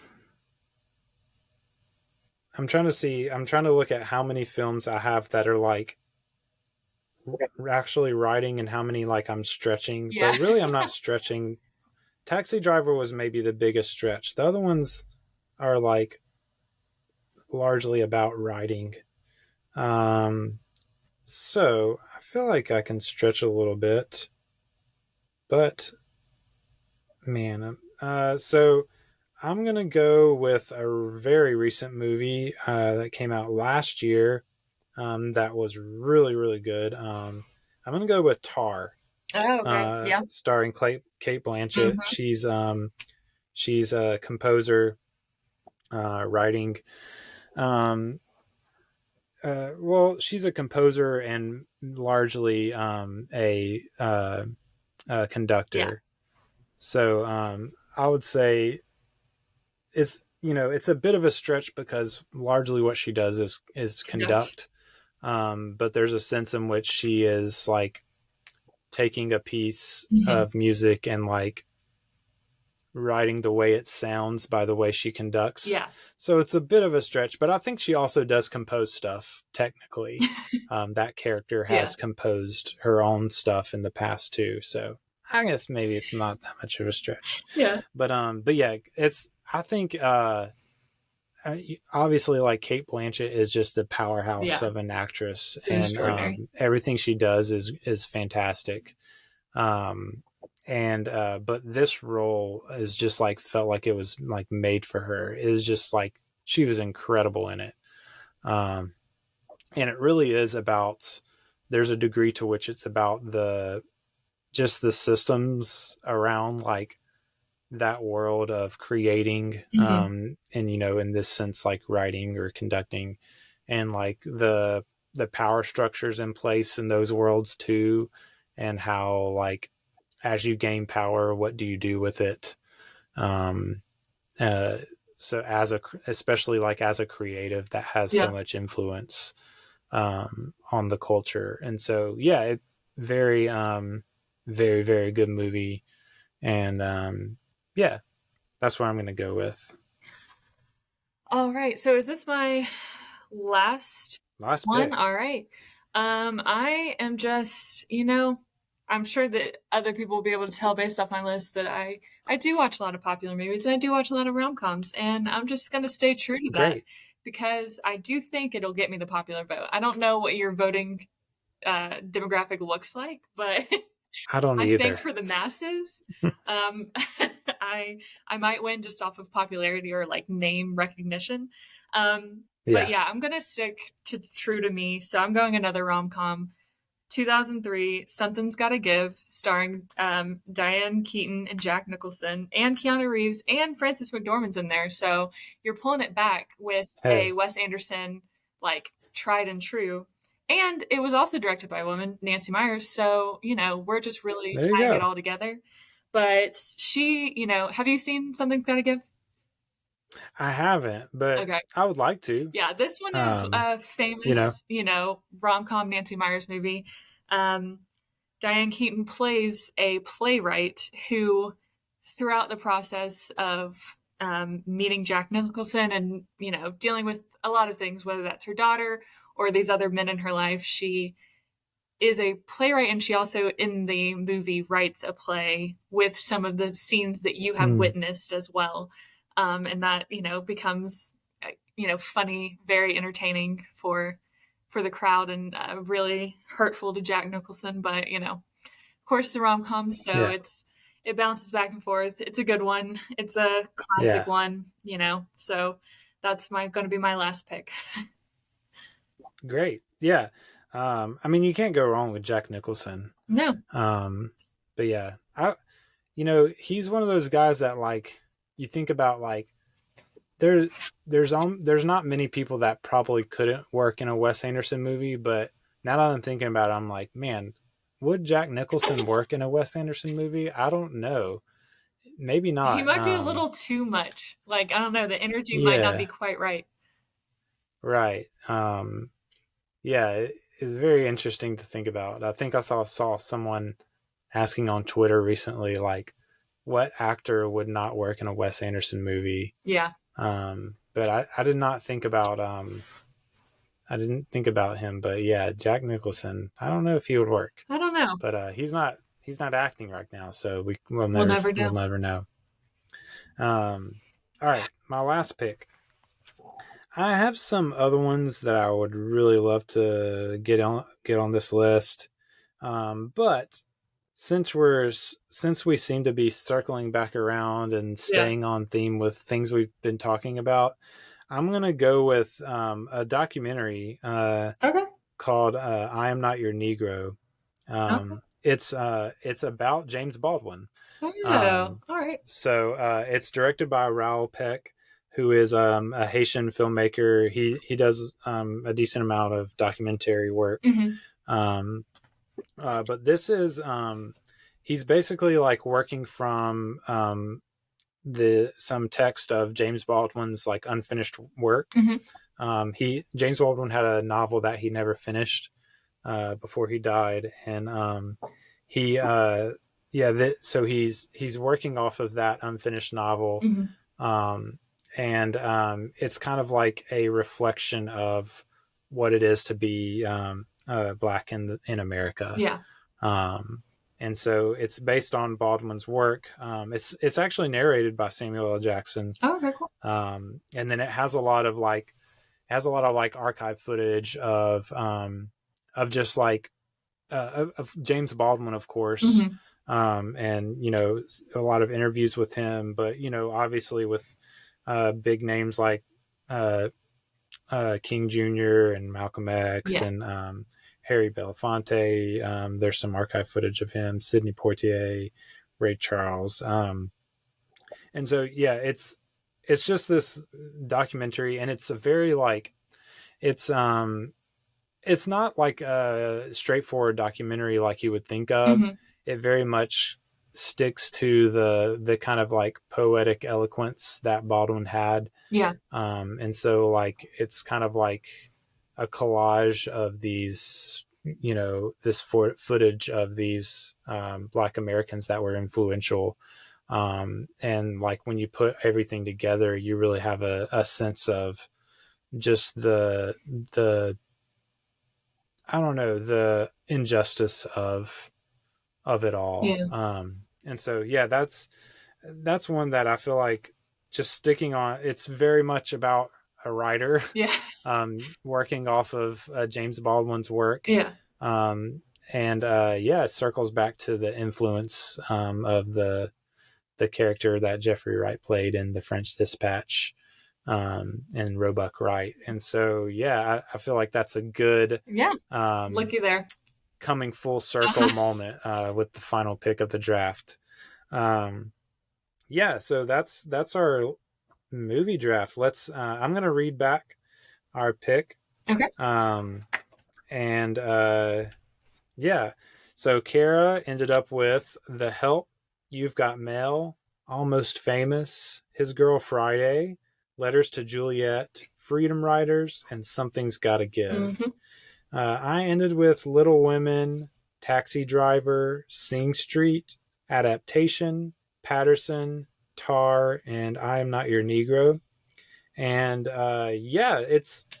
these are some good lists. Yeah. We'll put it out there and see what the people think. You definitely have some crowd pleasers. Yeah. And then, you know, I think I have some for the you know, cinephile, if you want to say that. For sure. So we'll just see who the voters are, basically. Yeah. Yeah. You know, we'll see if more people that you share it with vote for you, and your popular picks. Yeah. But I mean, I got Little Women. I know. I'm mad you stole Little Women. That for sure was going to be in there. Yeah. Yeah. And a lot of people know and like Taxi Driver too. Yeah, so. For sure. And Tar has had like, obviously it's very fresh on the brain, critically acclaimed. Yeah. So I don't know. I just felt like I wanted to get some movies out there that I wanted people to see with this one. I get that. I was less worried about winning the poll. So well, hey, if you win, I want people to see all the movies that I just posted. They're all great. Hey, there's some that I wanted to see that I haven't seen yet that maybe now I will. So great. That was our movie draft.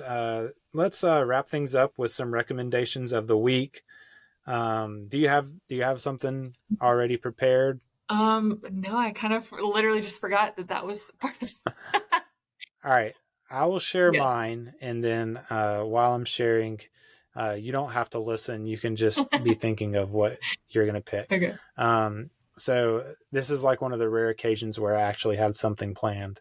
So my recommendation is to I guess the overarching recommendation is along.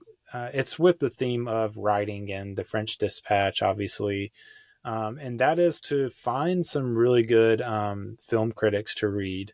There's a lot of stuff out there, but there's some really good stuff, and very, like, to me, the best film critics don't just like write about what happened in the movie and then say if it's good or not, but like actually try to reflect on the movie and like apply it to life. And there's some really good ones out there. Obviously Roger Ebert, who is passed now, but a lot of the movies, pretty much any movie while he was alive and before he passed, you can look back and he has reviews on a ton of them. And he had a way of just like there was a reason why he was so popular, but he just had a way of talking about movies that was very like poignant and very like just insightful and meaningful. But yeah, I would recommend looking back on guys like him that wrote film criticism like Roger Ebert, but also like finding some people writing about stuff today. One that comes to mind, like, and this guy I think he gets some flack because he's one of those guys that's really stingy with his ratings and that sort of thing. But I really respect his writing and the way he thinks about movies. And he always seems to, in his reviews, have at least one thing that I haven't heard anyone else like get out of a movie, which I really appreciate. And that's David Ehrlich. I follow him on Letterboxd. So whenever I see a movie, I'll go on Letterboxd, and he almost always has like a review on there, and I'll go click and read it or skim through it. And he's one that I really, really feel like is a great film critic writing today. Yeah. But yeah, there's other like Michael Phillips and Keith Phipps or some guys they have that I subscribe to their thing called The Reveal. It's like a Substack writing where they do some just movie reviews and stuff like that, and they have some good stuff. But yeah, I would just recommend but you can look up those or just find someone that you like. But it just, for me, it helps me reflect. It helps me find different perspectives on a movie. And yeah, just on theme with writing, find a writer that's doing some good film criticism to kind of enhance your movie viewing experience. What do you have this week for your recommendation? So mine is very random and just like a quick little thing, but we're recording this on July 7th. Well, now it's July 8th officially, but July 7th. And Taylor Swift just re-released her Speak Now album, which came out so many years ago now. And so when I was listening to it, I was flooded with memories of being so much younger and listening to that album in the back of like my parents' car on the way to like my brother's baseball tournament. So my recommendation is to go back and listen to or watch or read something that you were obsessed with when you were much younger and just have that flood of like nostalgia and memories and just happiness, because it was so much fun to just feel, like a kid again, listening to that album. So I think that is a good, just go find some joy listening or watching something that you were obsessed with when you were younger. Yeah. And I don't even think you realize, as you're saying, it kind of is on theme, because Wes is like longing for, in the French Dispatch, kind of a way of kind of magazine press that kind of is lost today. Yeah. Kind of hearkening back to that and having nostalgia for reading those New Yorker articles when he was a kid. Yeah. Yeah. There you go. So there you go. We're both staying on theme. Always. Sort of with our recommendations. Little did we know. Well, I kind of knew, but little did you know. Yeah. But yeah, that's a great recommendation. It doesn't have to be Taylor Swift Speak Now. No, it doesn't. But it can. It can be. You never know. Yeah. Yeah.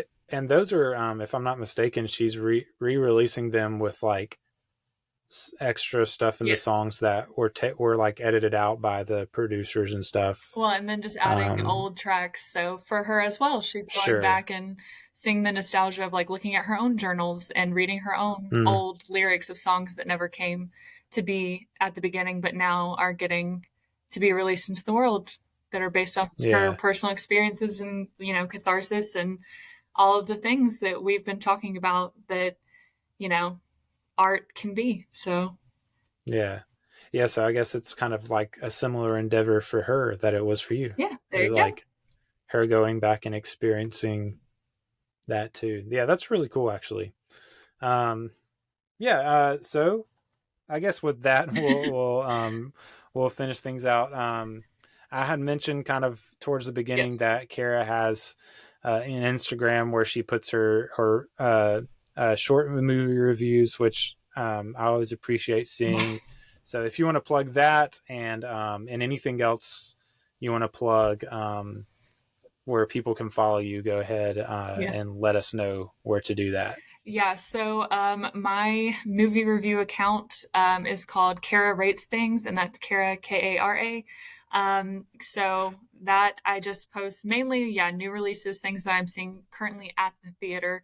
And again, I'm a generous reviewer, and I see a lot of movies that might be just popular, like crowd pleasers. So if you didn't like my list, then you might not like the movies that I review. You might not find anything in it. Or if you're a harsh critic, you might find mine too nice. But overall, if you seem to like the movies that I like, then you'll probably then just get a good basis of like, oh, okay, Kara said she liked it. I'll probably like it too. I'll go see it. That's where I get most of my feedback is like, oh, okay, if you thought it was good, then I'll go see it too. And even if you are too harsh of a critic, just go follow Kara Rates Things on Instagram and lighten up. Come on, people. Like, lighten up a little bit. Like, just have Kara's perspective more. Enjoy it. Like, you know, not everything has to be terrible. Just enjoy something. Come on. That was my attempts at being curmudgeon-y, but actually for a good cause. Follow Kara Rates Things on Instagram and probably on Threads now, since that's a thing. I'm sure I'll have to create a thread account for that too. There you go. That's all we have for this week. I hope you all enjoyed the discussion on the French Dispatch and the movie news, and I had a lot of fun with that. That was a fun movie draft. I didn't do any honorable mentions.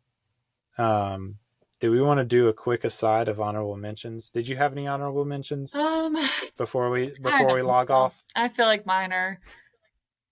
I mean, I'm good. I had more, but more. I'll say this. One of them that I didn't draft that was really good is Her with Joaquin Phoenix. He's actually an obituary writer. Oh, I didn't even know that. I never saw that movie, but that's funny. So that would have been a funny tie-in. And it's actually a really good movie. It's a really good movie too. But the one that I was like looking at that I was like, this is the biggest stretch for the writing theme is The Social Network, because technically he writes the code for Facebook. I would have allowed it, but that's because I'm a generous person. Exactly. But I was like, I'm not going to do that, but it would be fun to stretch the theme that far. I do like the creativity in thinking of that. So that was our following my bunny trail ADD thought of we forgot to do honorable mentions. And now we will officially close things off. But go follow Kara Rates Things. Yes, thank you. I want to make sure to emphasize that. So and I'm not ending with my bunny trail. Yes, and thank you for having me on. It was fun.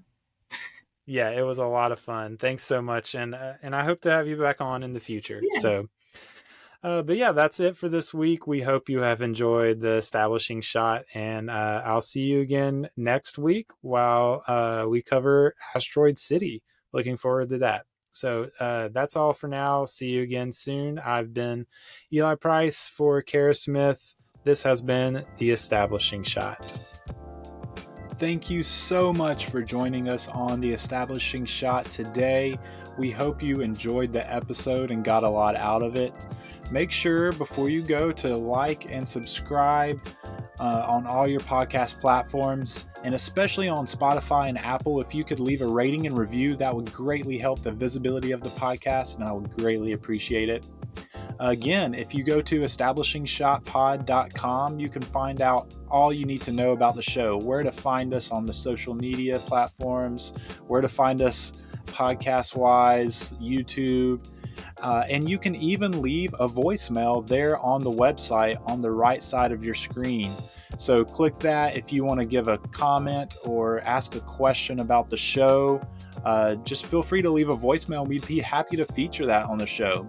And also, if you just want to email rather than leave a voicemail, you can email us at establishingshotpod@gmail.com, and we would be happy to answer your question there or feature a question or comment on the show if it pertains to the episodes. So please do that, and we would love for you to join the Establishing Shot family. You can, again, find where to do that on the donate page at establishingshotpod.com.